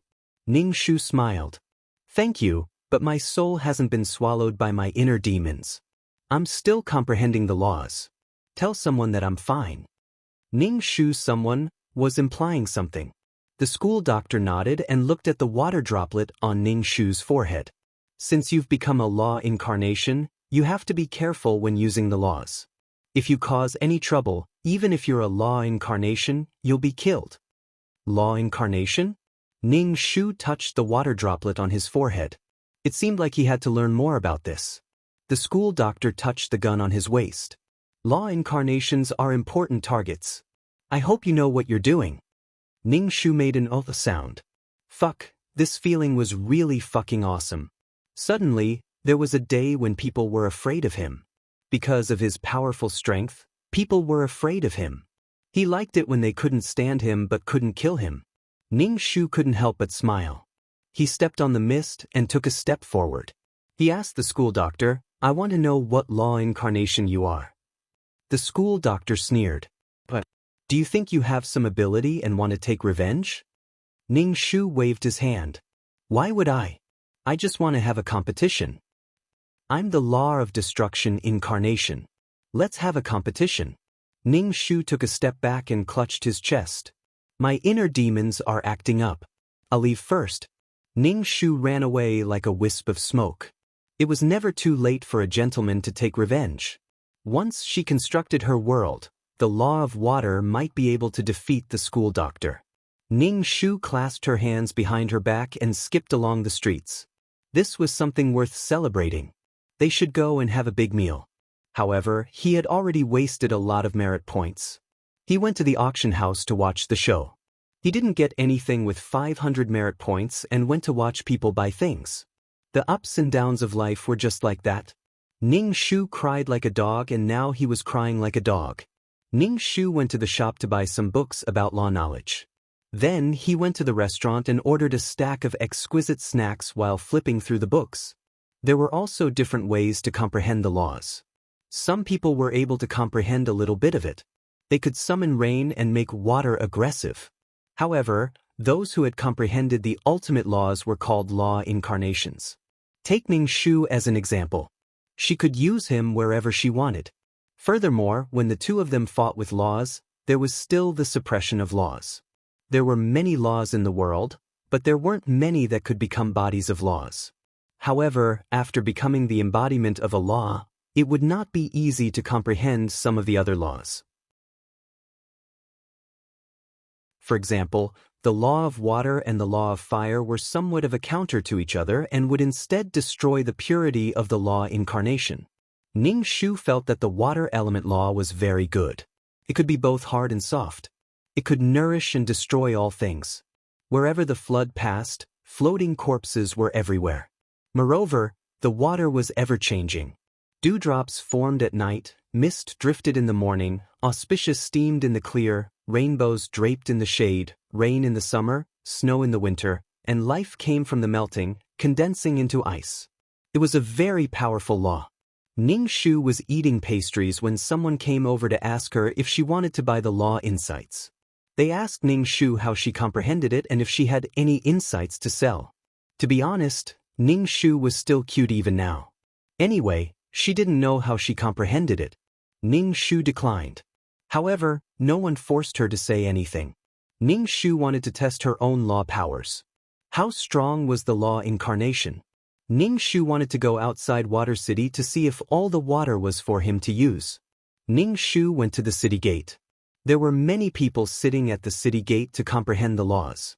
Outside the city and inside the city were two different worlds. Ning Shu saw that some of the mission enforcers' expressions were a little painful. It should be the power of the law powers. Ning Shu didn't feel anything. Instead, she felt very close to it. It felt as if he was walking on soft clouds. Ning Shu walked out of Water City. There was whistling water outside, but when Ning Shu came out, all the turbulent laws quieted down. Many people looked at Ning Shu in horror. Ning Shu was also shocked. Ning Shu stretched out his hand. A drop of water appeared on Ning Shu's finger. It was crystal clear and beautiful. Ning Shu smiled faintly and said to 2333, "Let's go back to the system space." Ning Shu returned to the system space and laughed wildly with his hands on his hips. 2333. Cocky. How can someone like you become a law incarnation? 2333 said indignantly. Ning Shu was even more cocky. Why can't I become a law incarnation? You're so jealous. Other than having pure law powers, what are the benefits of being a law incarnation? 2333 said with a smile. Actually, there are no benefits. Instead, because of the law powers, you will be monitored by the higher-ups. If you use the law powers to do whatever you want in the plane, Ning Shu, But generally, they won't kill mission enforcers who have law incarnations. Generally speaking, it's not easy to give birth to a law incarnation. This is the recognition of the law. They won't easily kill law incarnations. 2333 explained. Ning Shu patted his chest. In a way, this law incarnation identity seemed to be a golden ticket to avoid death. Ning Shu put her hands on her hips and laughed lewdly. Every law incarnation only had one law incarnation. If a new law incarnation was born, the previous law incarnation would disappear and die. The water droplet between Ning Shu's eyebrows was a sign of the law's recognition. Ning Shu, I put my hands on my hips. I'm so proud of myself. Other than the peerless martial arts, she had also obtained a powerful skill. Although the process was painful, the result was gratifying. The pain she experienced became powerful nourishment in the end. Ning Shu tiptoed around and moved to the front of the bookshelf. His slender fingers pointed at the books and randomly picked a book. However, Ning Shu glanced at the title of the book and placed it back on the shelf. She didn't want to read this kind of book now. She should learn more about this organization. Ning Shu sat on the sofa and opened the system store to look for some books and knowledge about the organization. She spent some points to buy the book and slowly read it. Ning Shu was just about to read when the chat system dinged. Ning Shu opened the chat system and saw that it was an invitation to chat. The chat group was called Law Incarnations. There was even a chat group. She suddenly felt that these mission enforcers were very down to earth. Ning Shu clicked accept and entered the group. When she entered the chat interface, the group was quiet and no one spoke. She felt that this chat group had a sense of desolation. As a newbie in the chat group, Ning Shu was trembling a little. Why was the chat group so cold? Should I send a red packet? Ning Shu asked 2333. It should be fine. 2333 said. Ning Shu clicked on the chat interface and sent a red packet of 500 faith power.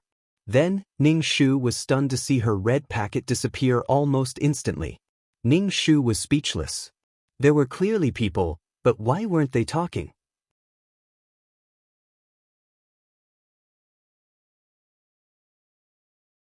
Chapter 1684. Ning Shu sent a red packet. In less than a minute, it was all snatched. It was fine if Ning Shu didn't get any money back. Moreover, the lucky king was someone with the number 123. This number was interesting. A newcomer is here. Welcome. Welcome. Welcome. This was a dead group. How could people be so cold? Did they only know how to say the word, welcome? Ning Shu sent another red packet. In the blink of an eye, there were no more red packets. Fuck, that was too fast. And the lucky king was someone with the number 123. How could the lucky king be him? He must have cheated. What law incarnation is this newcomer? Someone asked Ning Shu. They probably saw that Ning Shu sent 2 red packets and didn't want to be cold to Ning Shu. Ning Shu, the law of water. 8963, A1. The law incarnation of the law of water has appeared. Water and fire are incompatible. Your nemesis is here. A1. Ning Shu had heard this name before. It seemed that Fragrant Wind Man had mentioned it before. A1 was the law incarnation of the law of fire? Very soon, A1 responded. She greeted Ning Shu very politely. 8963. Hello, I'm A1. Ning Shu rubbed his hands nervously and replied, I'm Ning Shu. 8963. Don't listen to their nonsense. They're just bored and want to see others fight. What a gentle feeling. Ning Shu replied, okay, 8963, have fun in the group. A1 went offline after saying that. Boring. I thought there would be some conflict. Didn't they say that water and fire are incompatible? Ning Shu looked at these people helplessly and closed the chat interface. She didn't have to integrate into this group. Being able to enter this group meant that she was qualified to enter a group and her strength had been recognized. She and A1 had never met before. How could she listen to these people and have a groundless hostility towards her? It wasn't easy for everyone to grow at this step. It was best not to make enemies if possible. Putting herself in his shoes, Ning Shu didn't want to offend someone for no reason. They were all mission enforcers, so it was very likely that they would run into each other during missions. They might even help each other out. She heard from Fragrant Wind Man that Awan was the strongest among the female missions. There was always something worth learning. Without a firm belief, there was no way to become a powerhouse. However, she had sent red packets to this person with number 123 twice. This guy was the king of luck. Shouldn't he say thank you? Ning Shu stretched and flipped open the book to look at the structure of the organization. The purpose of this organization was to counterattack for those with deep resentment and who threatened the normal operation of the plane. Of course, all counterattacks came with a price. Generally speaking, it was soul energy, but there were also soul origin stones that were traded. This kind of mission was very extreme. Even if he lost his soul power, he still had his soul origin. He still had a chance to start over. However, if one didn't have a soul source, or if one's soul source was missing, it would be a great loss to a person. There might not even be an afterlife. In short, this was a huge organization made up of mission enforcers, systems, and managers. The systems were also divided into the main system, which was in charge of all the subsystems. There were thousands of these subsystems, and all the souls whose memories were erased became these subsystems. No one knew what the main system looked like. Even mission enforcers had their own ranks. Other than mission enforcers, there was also a powerful soul army. These armies existed to deal with major incidents in the plane. When a plane war happened, these people would be dispatched. What was a plane war? It was when humans had absolute power, or when technology had developed to the extreme. They were about to break through the plane and invade other planes. They might even discover the existence of the organization and want to replace it. Don't underestimate the ambition of humans. Ning Shu let out a long breath. He didn't know who established this organization. At least this organization was established to protect these billions of planes. All the mission enforcers were doing this for the sake of the billions of planes and the countless living beings within them. In exchange, mission enforcers were immortal and had a chance to become powerful. Of course, if mission enforcers were strong, it would also be good for completing the mission. Ning Shu closed the book, his heart clear. No matter what, this organization didn't exist as Yu Qing said. They just had to enslave others. Even if there were some disagreements within the organization, it was normal. Ning Shu put the book down and asked 2333. The doctor said someone asked him to see if my soul was swallowed by the inner demon. That person was you, right? 2333 asked, who? Ning Shu said. 2333 said, not me, I'm just a small system, how could I trouble him? Ning Shu rubbed his chin. She didn't know anyone special. She was just a normal mission enforcer, there were a bunch of them. Ning Shu suspected 2333, but 2333 denied it. She only met the doctor a few times, it wasn't enough for him to have time to pay attention to her. Forget it, forget it. Ning Shu touched between her eyebrows, there was a drop of water. It was a beautiful embellishment, it made Ning Shu's temperament different. Her whole body was like a gurgling stream, there was a tinkling sound. Extraordinary temperament. Ning Shu chuckled. She hoped this wasn't a dream, it wasn't a dream, it wasn't a dream. She felt that all her hard work in the past was in a state of eruption, allowing her to become the embodiment of the law. I'm laughing, I'm laughing. Ning Shu sang out of tune, 2333 was in despair. I know you're a villain, but can't you care about other people's feelings? 2333 was surprised that Ning Shu could become the embodiment of the law, especially when he saw Ning Shu's madness, his heart was a little sour. Fortune favors fools.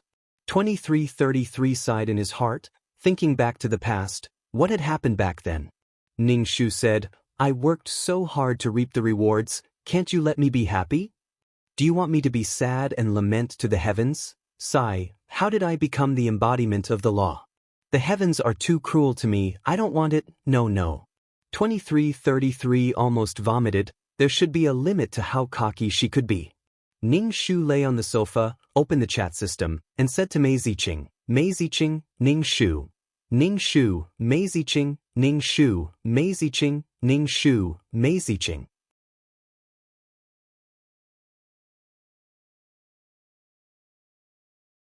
Chapter 1685. Ning Shu felt that Mei Ziqing had let herself go to the ends of the earth. Was she using this method to heal her emotional wounds?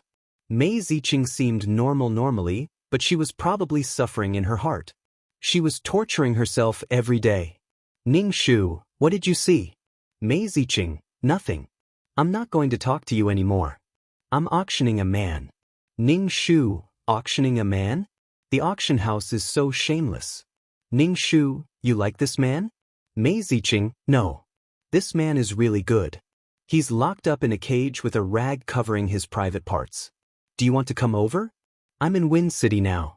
Ning Shu, do I look like someone who would run around for a man? Why would I be locked up in a cage and auctioned off? For an organization like the Mission Enforcers, they could kill people, but they wouldn't do something like putting people in cages and auctioning them off. Actually, he's not really human. Although he's a big man, his mind is blank. He's a spiritual stone of heaven and earth. Some spiritual stones are favored by heaven and earth. Under the nourishment of spiritual energy and the essence of the sun and moon, they have undergone a qualitative change. Ning Shu rolled his eyes. Sun Wukong? Mei Ziqing, bullshit. He's many times more handsome than Sun Wukong. He doesn't have so much hair. Mei Ziqing, are you dumb? You don't know anything in a cage.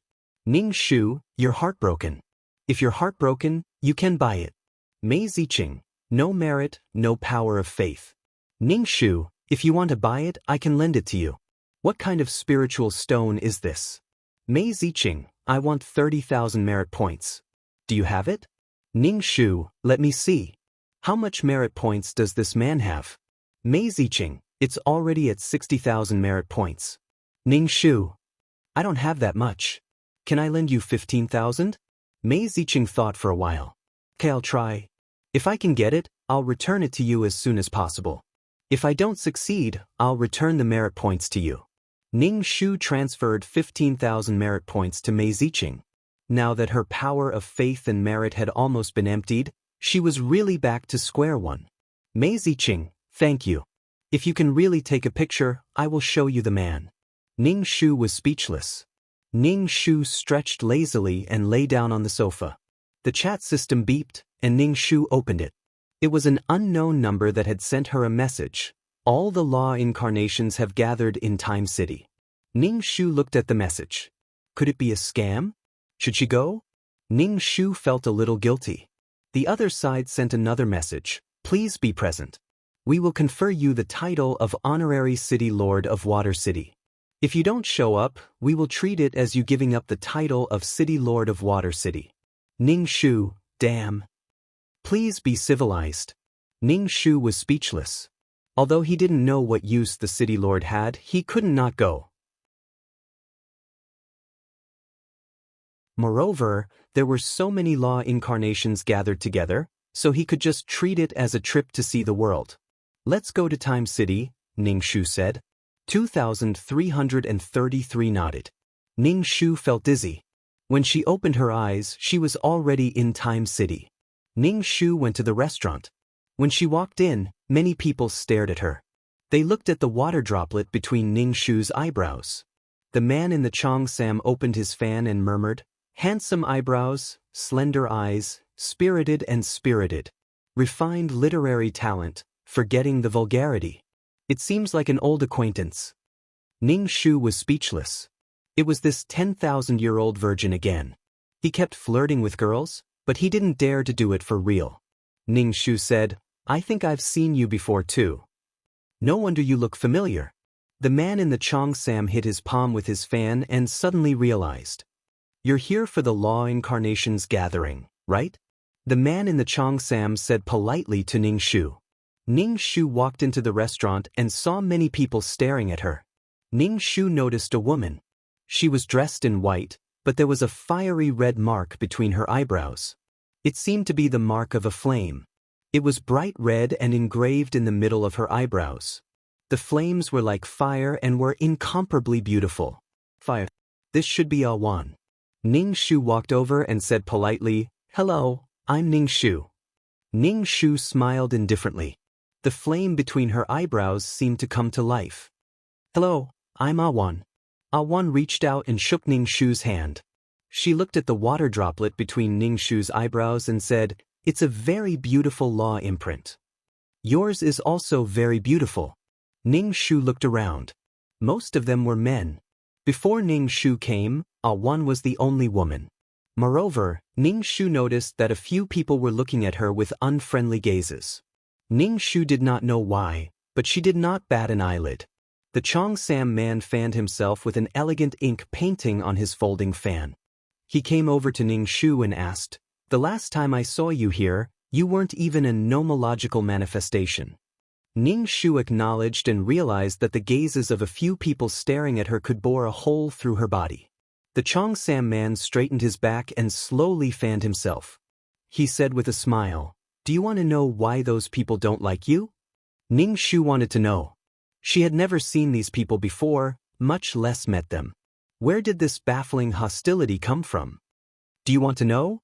The Cheongsam man asked Ning Shu. Ning Shu nodded. Awan turned back to look at the Cheongsam man and then at Ning Shu. She turned her head and did not say a word. "If you want to be my girlfriend, I'll tell you." The Cheongsam man was wearing an exquisite Ming Nation men's qipao. He fanned himself like a rich young master from the Republic of China. He had the temperament of a well-read scholar and seemed to have accepted foreign open-mindedness. Ning Shu was speechless. Ning Shu always felt that this girl was always in a hurry to be his girlfriend. "Do you like me?" Ning Shu asked. "I like you." Ning Shu, get lost. Ning Shu sat across from Awan and asked, "Is there something I don't know?" The nomological manifestation is the city lord who manages the city. The role of the city lord is to ensure the safety of his city. In return, all transactions and shops in the city have to pay taxes. This is a huge income. Before the water nomological manifestation was born, the earth nomological manifestation, wind nomological manifestation, and ice nomological manifestation were in charge. Now that you're going to become the honorary city lord of the city of water, you don't have any income. It's normal for people to have opinions about you. Especially the time, space, metal, wood, water, fire, and earth element cities. There are more people in the city than in the other smaller cities. Awan said lightly. Ning Shu was speechless. It turned out that he had touched the cake on their plate.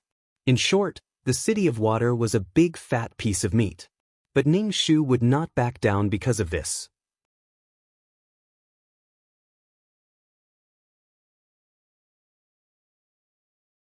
Chapter 1686. In any case, he was a law incarnation, so he had to get the benefits that he deserved. Besides, these people were only temporarily in charge. Why did she cultivate so hard to become strong? After Awan's explanation, Ning Shu also understood the root of the matter. However, Ning Shu was not afraid at all. If she died because of this, how could she go far in the future? Becoming strong meant that no matter what they did, they would be able to defend their own interests confidently, and they would not be forced to concede grievances. This was the meaning of being strong, and this was freedom. Ning Shu smiled and thanked Awan. "So that's how it is." "Thank you." "No problem," Awan said lightly. The fiery red flame between her brows made her look extremely bright and beautiful, as if she was a proud child of heaven. Every move of hers was magnificent. She was truly worthy of being the strongest female mission enforcer. As time passed, more and more people entered the restaurant. They were all mission enforcers who were law incarnations. In addition to the most basic time, space, metal, wood, water, fire, and earth laws, there were also other laws, such as wind and even the law of strength. 3,000 great Daos, a law that reached the peak was the Dao. The law space was very large, and these law incarnations managed the city. Ning Shu slowly drank his drink and pondered. Was such a big lineup just to give her the city lord position? Many people were sizing her up with suspicious eyes, but when they saw the water droplet between Ning Shu's brows, their suspicions slowly disappeared.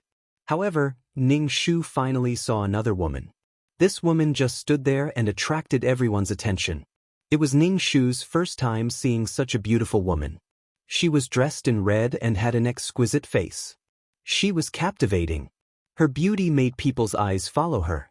Ning Shu walked over to the red-dressed woman and said in a cold voice, "You are the new water law incarnation." "I am." Ning Shu nodded. "I am Hongyu. I specialize in seduction techniques." Hongyu's voice was as cold as ice, giving people a feeling that she was unattainable and noble. If Hongyu had not said that she was a seduction technique, Ning Shu would not have thought so. Hongyu did not give off a gaudy and coquettish feeling. On the contrary, she gave off the feeling of a pure and beautiful fairy. In the words of men, she was a goddess. In a man's heart, this kind of beauty is superior. "Hello, I'm Ning Shu." Ning Shu was a little surprised. Charm was a kind of power just like other powers, taking one's life while eroding one's bones. Hongyu nodded at Awan. Awan didn't say anything, nor did she respond to Hongyu. Hongyu didn't say anything and found a place to sit down. Ning Shu felt that Awan did not get along well with her. However, this had nothing to do with him.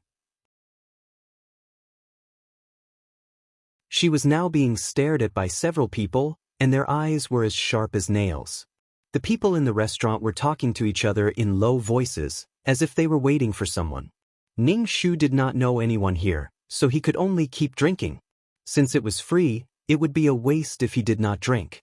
Someone entered the restaurant, and everyone quickly stood up to welcome him. Ning Shu quickly put down his drink and stood up. The school doctor walked in, and behind him was a person carrying a tray. He glanced at the people present, and his glasses were slightly glowing. The people who were swept by his gaze felt a chill down their spines. "Ning Shu, step forward." The school doctor took a medal from the tray behind him. This medal was silver-white, and in the middle was a teardrop-shaped decoration. Ning Shu walked towards him and stood opposite him. "Now I bestow upon you the honorary City Lord of Water City. Please be responsible for Water City and shoulder your responsibilities. Be worthy of the city's support for you," the school doctor said in a low voice. "Yes," Ning Shu said firmly. The school doctor took the medal and wanted to pin it on Ning Shu's chest. However, Ning Shu, who had been tortured by illness since he was young, was not tall. Ning Shu's height only reached the school doctor's chest. If the school doctor wanted to pin the medal on Ning Shu, he had to bend down. The school doctor pinned the medal on Ning Shu's shoulder without changing his expression. Ning Shu turned his head and looked at the medal on his shoulder. He silently took it off and put it on his chest. "Those who are called, step forward. Wind Law Incarnation, Thunder Law Incarnation." The school doctor said calmly, and his tone was stern. The two people who were called stepped forward. "We admit that during the mission, we used some power of law in the plane, but it didn't have much of an effect," the Thunder Law Incarnation said. "We'll be more careful next time." The Wind Law Incarnation said with a smile. The school doctor's golden glasses reflected a cold light. He raised his eyebrows and said, "It didn't have much of an effect. There was a huge storm in one plane, and there was a forest fire in another plane because of lightning. There are other planes, but I'm too lazy to list them." The two people's expressions became serious. "We request an appeal. We can explain these things." The school doctor turned around and took out 2 pieces of paper from the tray. "See what this is? A kill order." The people present exclaimed. Once the kill order was out, there was no chance to refute. Ning Shu was speechless. Ning Shu didn't feel that this was an award ceremony. Instead, it was an example to others. To scare all the law incarnations. Feng and Lei glanced at each other, then disappeared from the restaurant in an instant. The school doctor also disappeared. Everyone hurried out of the restaurant and looked at the sky. The school doctor blocked their way. He pulled out the gun at his waist and aimed at them. The two people's expressions changed. They decided to attack. Storm and lightning, a mighty attack that could destroy heaven and earth, attacked the school doctor. A black hole appeared behind the school doctor and swallowed all the attacks. His trench coat fluttered slightly. "I was wrong. Give me another chance." Yes, you were wrong. We didn't receive any warning beforehand. Feng and Lei were helpless. It wasn't easy to get to this point. Sometimes, even if you had the ability, you couldn't control it. Actually, watching weak creatures struggle was also a kind of pleasure. It was like throwing an ant into water, floating it up and then pressing it back down. Watching it struggle, flop, and finally die powerlessly. When the bad taste came, it couldn't be stopped. They had to find something to do when they were bored. Then are you blaming us for not warning you first? Why do you have to be warned when you do something? The school doctor raised his eyebrows. He fired at the two people. The two people seemed to be imprisoned in space and couldn't move at all. They could only let the power of obliteration hit them. After all, the two people were law incarnations. The school doctor had to fire a lot of shots to kill them. Feng and Lei disappeared. These two people no longer existed in this world. They left behind two law imprints. One was the law of thunder and the other was the law of wind. The school doctor stretched out his hand. The two laws floated into his hand. Ning Shu suddenly thought, did it mean that whoever obtained the law imprint would be the law incarnation?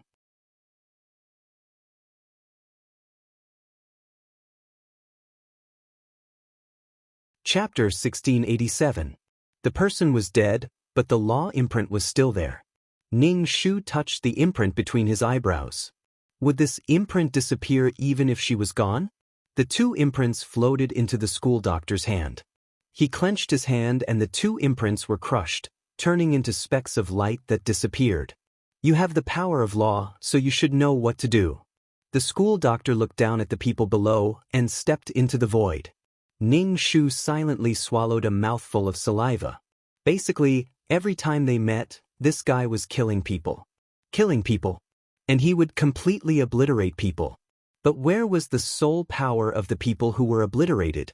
Did he keep all of it? He must have taken all of the soul power. After such a scene, the people present did not look good. They also understood that this was a show of killing the chicken to warn the monkey. But they were really a little scared. Ning Shu was speechless. He thought that having the law incarnation would be a golden ticket to avoid death, but in the end, he was still obliterated after doing something overboard. There was no discussion at all.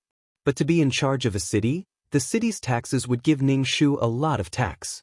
And Ning Shu wanted to keep Water City safe, so he had to pay attention to the city's barrier and the law's restlessness outside the city. He could repair the barrier at any time. Ning Shu looked down at the metal on his chest.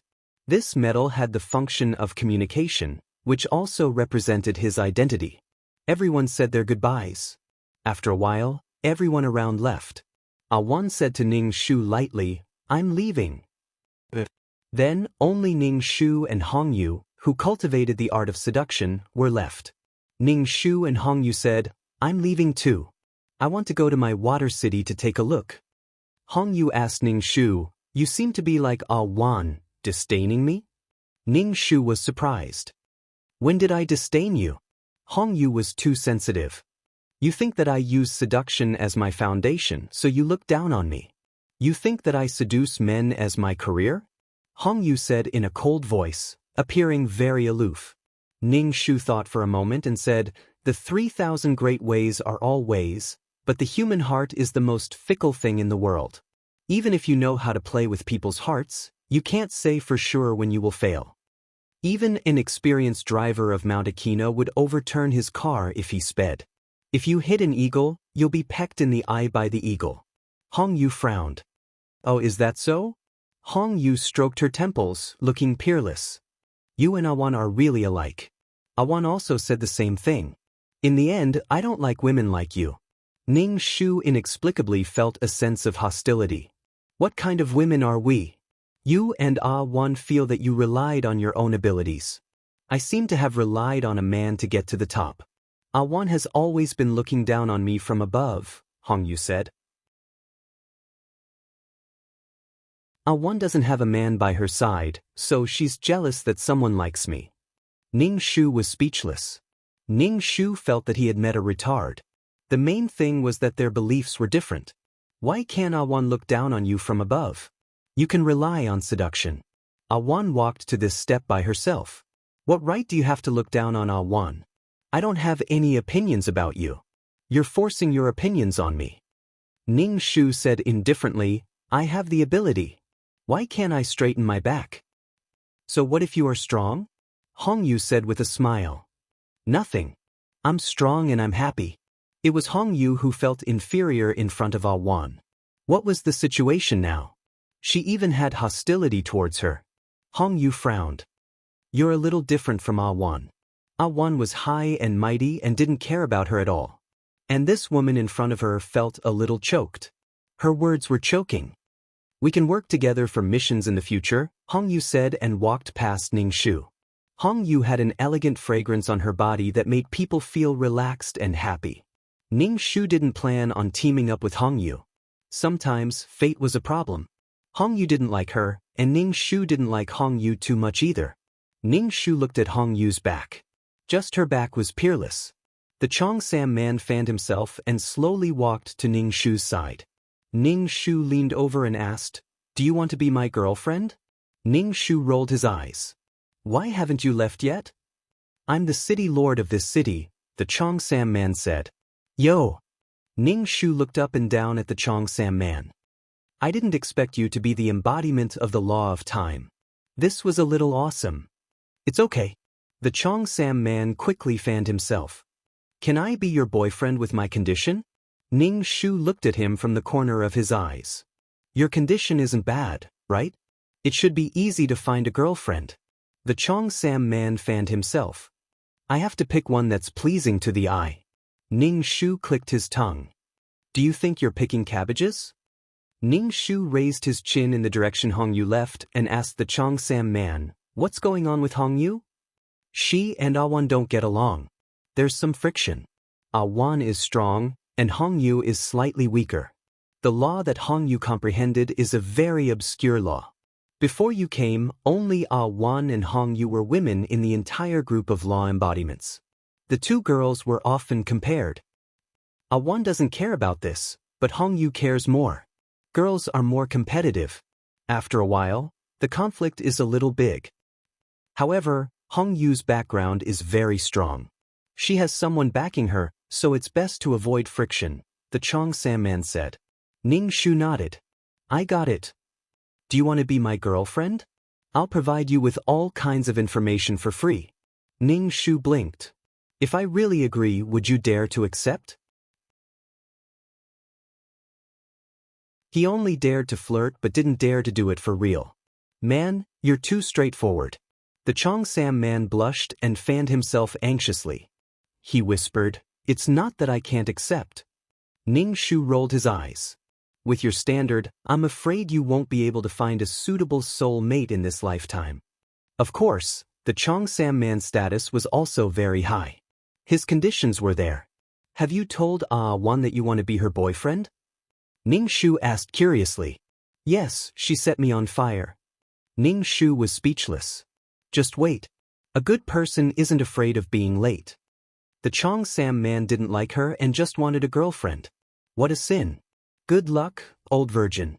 Please don't look at me like that. I'm a good man, but why don't any girls like me? The Cheongsam man squatted in a corner and drew circles. Dark clouds hung over his head. Why can't I find a girl when everyone else can find a girl? The Cheongsam man was full of resentment. Don't recite frivolous poems every time you see a girl. Flirt with every girl you see.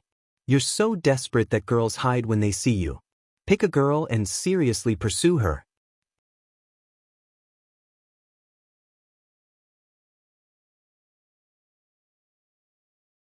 Chapter 1688. Ning Shu sighed and said earnestly, I can only help you this much. Can you? The Cheongsam man looked at Ning Shu and asked. How do you feel when you see me? Ning Shu asked. The Cheongsam man said, It's a female. Ning Shu was speechless. Go to hell. Ning Shu was too lazy to argue with the thirsty Cheongsam man and said to 2333, Let's go and take a look at Water City. He was now the city lord of Water City after all. Ning Shu appeared above the city lord's mansion and slowly floated down. There was no one in the city lord's mansion. Ning Shu walked around the city lord's mansion and then looked up at the barrier in the sky. It was only now that Ning Shu discovered that Water City's enchantment was actually a water curtain. Ning Shu waved his hand and countless water droplets on the ground flew up into the sky and merged with the barrier of Water City. The barrier became thicker and stronger. Ning Shu came out of the barrier and outside was the turbulent power of the law of water. Ning Shu walked in the air and patrolled the entire Water City. He wanted to see if there were any loopholes that needed to be fixed. Since he had accepted it, he had to be responsible for this city. And there were also the taxes of the entire city. Merit and faith were the main sources of taxes. With taxes, he would have enough merit and faith to buy the world's origin. He could also buy what he wanted. For example, the things in the auction house were so expensive. He could only get what he wanted if he had enough capital. He wouldn't be so short of money. The resources of the strong would definitely increase. After doing all this, Ning Shu told 2333 that he wanted to return to the system space. Back in the system space, 2333 waited for Ning Shu. Congratulations on becoming the law incarnation. Now you have an endless supply of faith and merit. Same to you, Ning Shu said with a smile. What's there to be happy about? I don't get any benefits, 2333 said with a drawl. Ning Shu was speechless. 2333 felt unbalanced again. Do you want to do the system quest? 2333 asked. Ning Shu lay down on the sofa. You're running out of energy again? Yes, 2333 said confidently. Ning Shu felt that he had already completed quite a number of system quests. However, 2333 was starving. It was as if there was always a lack of energy. 2333 did not force Ning Shu to complete the system quest. He said, "Don't think that you've reached the pinnacle of life just because you've become the embodiment of the law. This thing is a treasure, but it could also be a disaster." Ning Shu had already figured out what was going on when the school doctor had killed the two law incarnations. The laws had imprints. Even if a person died, this imprint still existed, and it could be taken away by others. As long as you have this imprint of the law, you are the embodiment of the law. You need to be careful, there might be mission enforcers who will attack you. Ning Shu asked, "Can the law imprint be transferred to others?" No, it has already been engraved into the soul. Only when a person dies will the law imprint be removed, 2333 said. This was a little dangerous. The school doctor directly crushed two nomological imprints. Her heart ached so much that she could die. Whoever obtained such an imprint would receive the support of a city of laws. Danger and opportunity coexisted. And your law is a pretty good one. The law of water breeds all things. It can even develop towards the supreme law, the law of life. The supreme law included destruction, life, death, and fate. So, I'm guessing that many people have their eyes on you. 2333's voice was a little low. Ning Shu put his hands on his hips. I'm not afraid. I'll kill whoever comes. My law was painstakingly comprehended. I struggled to get it. Why should I give it to others? If they had the ability, they could come and take it from her. At least she was now a mission enforcer with a skill in the organization. Don't rely on the law to fight against the heavens and earth during the mission. The higher the level of the plane, the greater the suppression of the law. Moreover, when you reach a low-level plane, you have to suppress your own law. If you can avoid using the law, don't use the law to avoid conflict with the plane's law. You should have seen the consequences of abusing the law in the plane. Compared to normal mission enforcers, it's just an extra kill order. If you need to be killed, you will still be killed. 2333 said earnestly. Ning Shu, you can't be arrogant. It was the first time Ning Shu saw 2333 say so much. This meant that she had some weight in 2333's heart. Ning Shu nodded. I know. She could at least get some water to drink when she was short of water. It seemed that to get rid of the fate of being killed, she had to build a world as soon as possible. Now she was short of two world origins. When the taxes from the city of water came, she would go to the auction house to have fun. Maybe she could find the world origins. Ning Shu smiled. Her goal was slowly being achieved. All the hardships and efforts were worth it. It was better to go do the mission. All the decadence and helplessness had been wiped away by the law of water. Ning Shu's current state was better than ever. Ning Shu opened the chat and saw that it was Mei Ziqing. Mei Ziqing was excitedly telling her, "I got a man. This is the first time I've ever bought something at an auction." "Ning Shu, you're so happy about getting a man. Mei Ziqing, do you want to come and take a look?" Ning Shu felt that Mei Ziqing was crazy. Ning Shu, what? Mei Ziqing, the city of water. When she mentioned the city of water, Ning Shu felt like it was her home. 2333 said bitterly, "Can't you stop running around like that?" "Ning Shu, I want to see my city of water. I didn't think much of it before, but now that I see it, oh my, it's so cute, so cute." Although 2333 complained, he still sent Ning Shu to the city of water. Ning Shu asked 2333, "When will I be able to move around without your help?" "Maybe when you understand the high-level law of space. I also rely on the main system to pass through," 2333 said. Ning Shu's eyes turned. "Can I have more laws?" "You can't have laws that are obviously opposite to each other at the same time. Just like how light and darkness can't have them at the same time. Your water and wood can coexist, but water and fire can't coexist. The power of the laws will cancel each other out." Ning Shu nodded, indicating that he understood. For example, she had the law of water.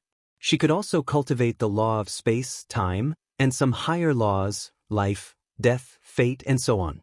There were countless roads ahead. She could take it slow and do one thing at a time. At least she had mastered one law. Ning Shu went to the restaurant to find Mei Ziqing. He wanted to see what the handsome man Mei Ziqing was talking about looked like.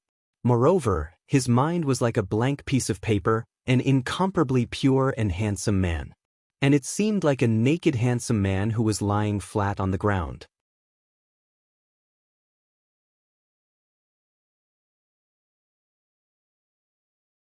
Chapter 1689.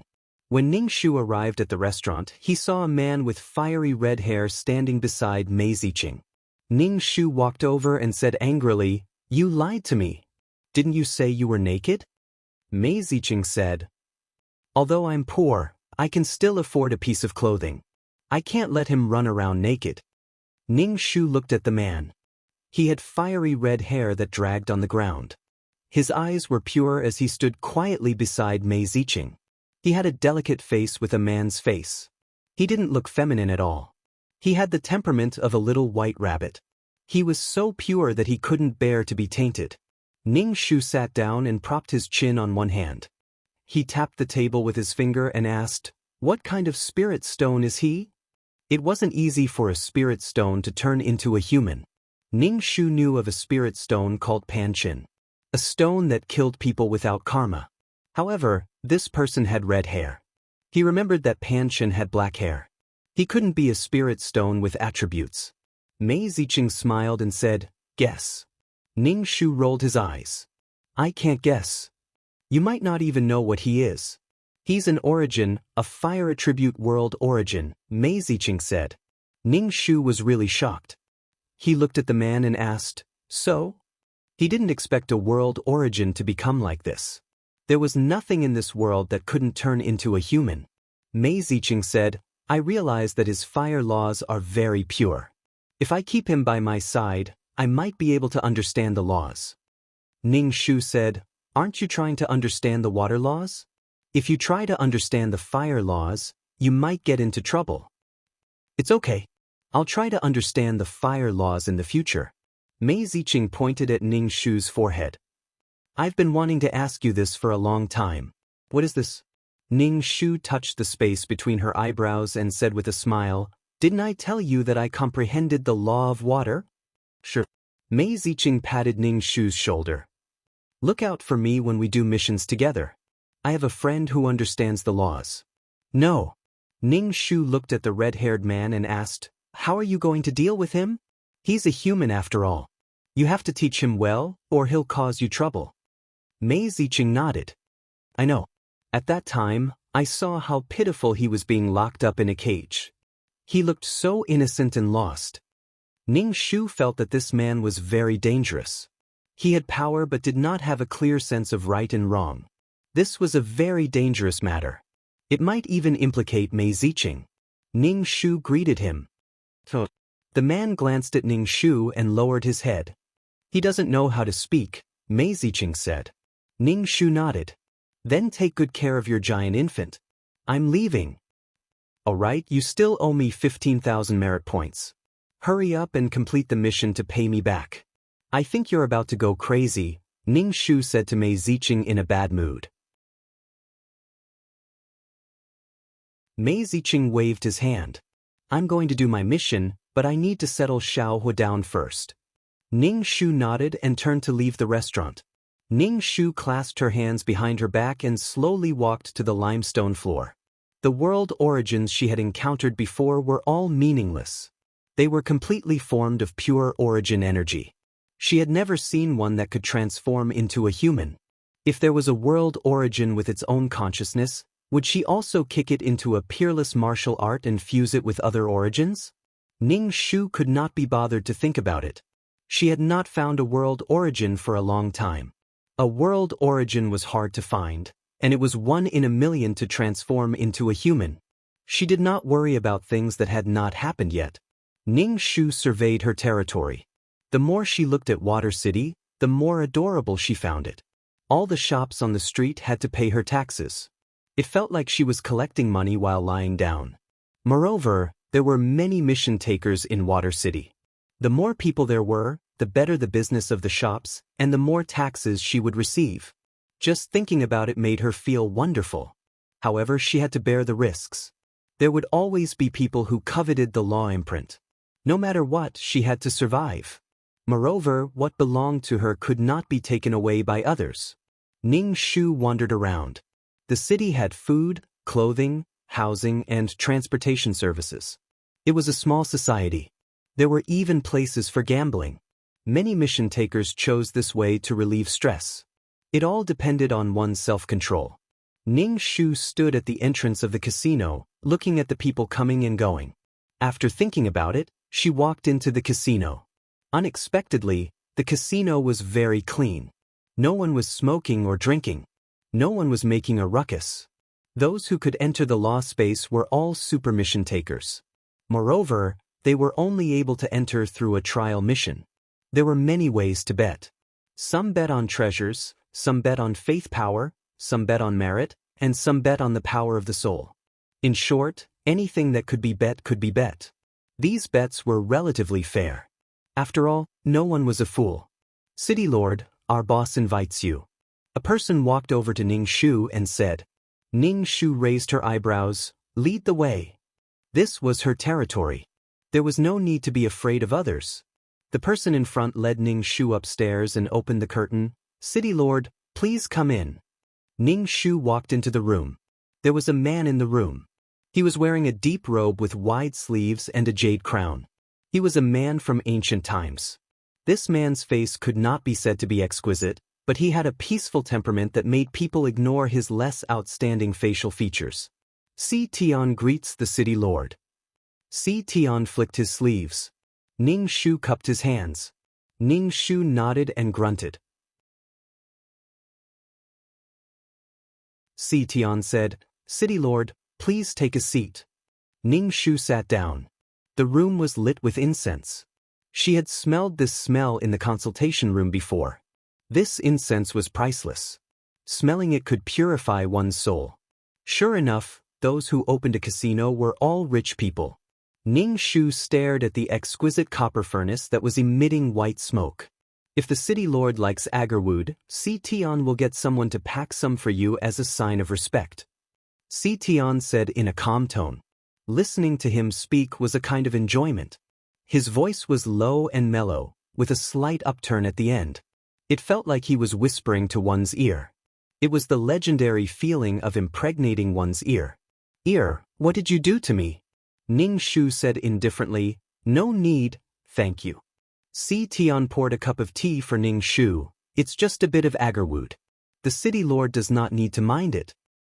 Why should I mind it? Ning Shu asked back.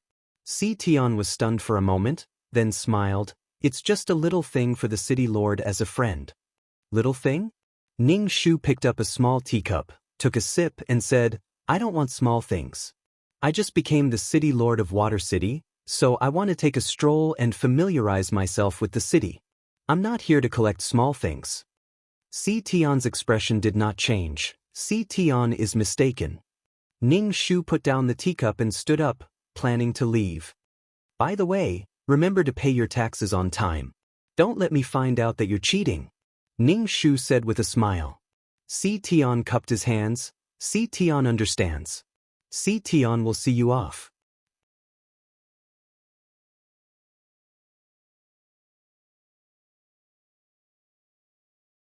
Chapter 1690.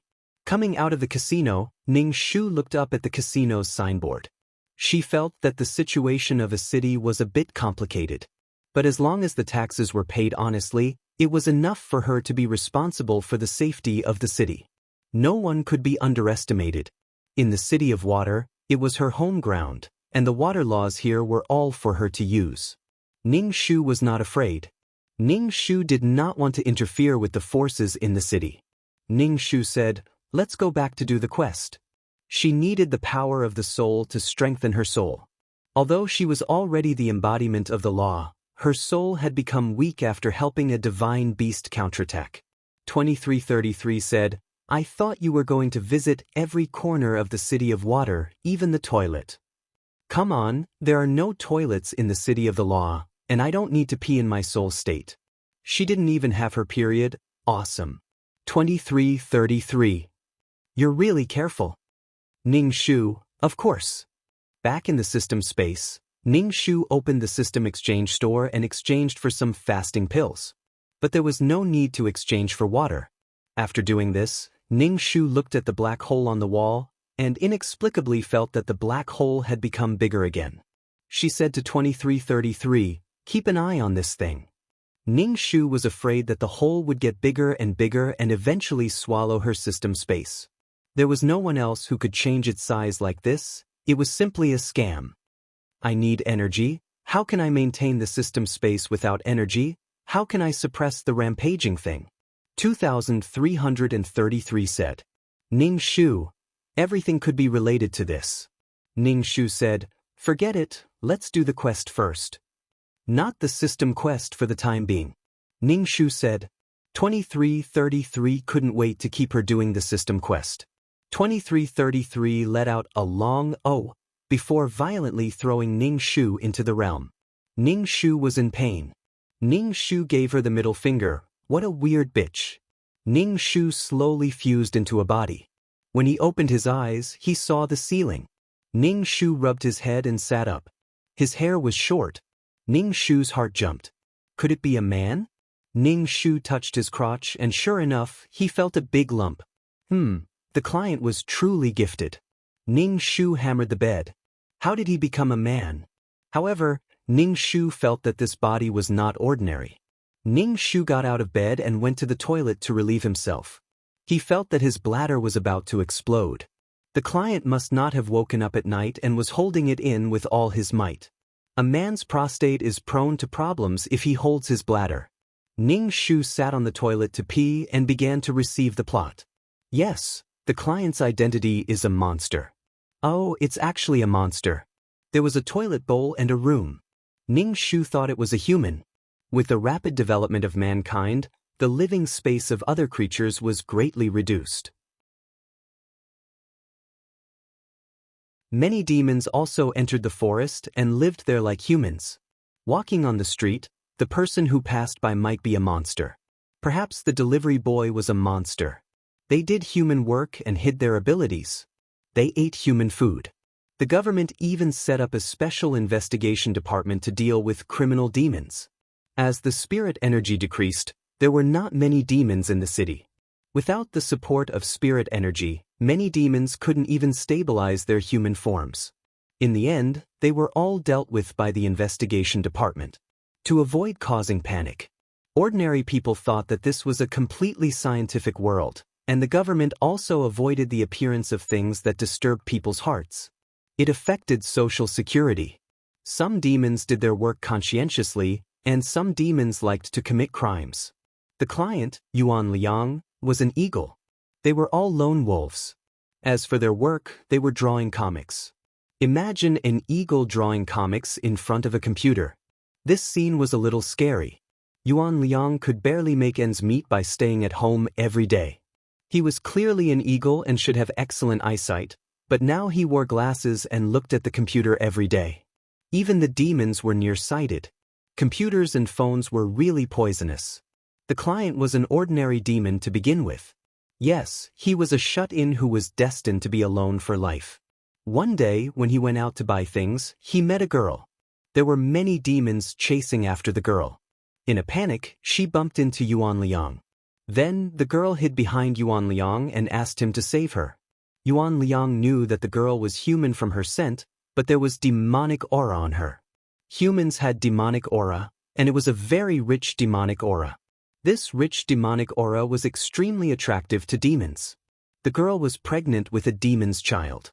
It was also possible that she was the child of a big demon because the demonic aura was very rich. In this modern society where spirit energy was decreasing day by day, eating this girl and the demon fetus in her stomach would definitely be of great help. Therefore, this girl was like Tang Seng's meat, very attractive to demons. The girl hid behind Yuan Liang. Yuan Liang was a demon after all. His fingers turned into claws, and these little demons were chased away. Only then did the girl heave a sigh of relief and thank Yuan Liang. Yuan Liang picked up the things on the ground and was about to leave with the bag. However, the girl followed Yuan Liang. Yuan Liang could sense that the demon fetus in the girl's stomach had a fatal attraction to him. He almost couldn't control himself and wanted to reach into her stomach, take out the demon fetus, and stuff it into his mouth. Human food didn't have any energy at all. However, the girl felt that Yuan Liang was a good person. He even helped her chase away the demons and insisted on following Yuan Liang. She followed behind Yuan Liang almost shamelessly and returned home. Yuan Liang couldn't control himself and wanted to tear the girl apart and eat her flesh. However, the girl didn't seem to feel it. She even tried her best to move closer to Yuan Liang. In the end, the girl lived with Yuan Liang. Yuan Liang had to expend his strength to cover up the demonic aura on her body. Otherwise, demons would swarm over. Then they began living together. The girl was pregnant with a snake egg. As an eagle, she was a natural enemy of snakes. That feeling was really uncontrollable. There were several times when Yuan Liang's hand turned into claws and wanted to cut open the girl's stomach when she was asleep. However, when he saw the girl's sleeping face, he couldn't bear to do it. He controlled his instincts. In his mind, he kept thinking about the girl's voice and smile. Yes, that's right. Yuan Liang seemed to have fallen in love with this girl. As an otaku, Yuan Liang was so useless that he fell in love with a pregnant girl. He took care of the girl until she gave birth to 2 eggs. Then, he took care of the 2 eggs until they broke out of their shells. He should have torn the little snake apart, but Yuan Liang still had to touch and take care of it. He took care of it like his own son. He bought meat to eat, and he bought good meat to eat. You're tuning in to the Passion Pages YouTube channel. We're so grateful for your support, and don't forget to subscribe to join us on this incredible journey through captivating stories. Your generosity through donations truly makes a world of difference, as it's the primary source of revenue that allows me to expand and enhance this channel for you. Thank you from the bottom of my heart for being a part of this adventure.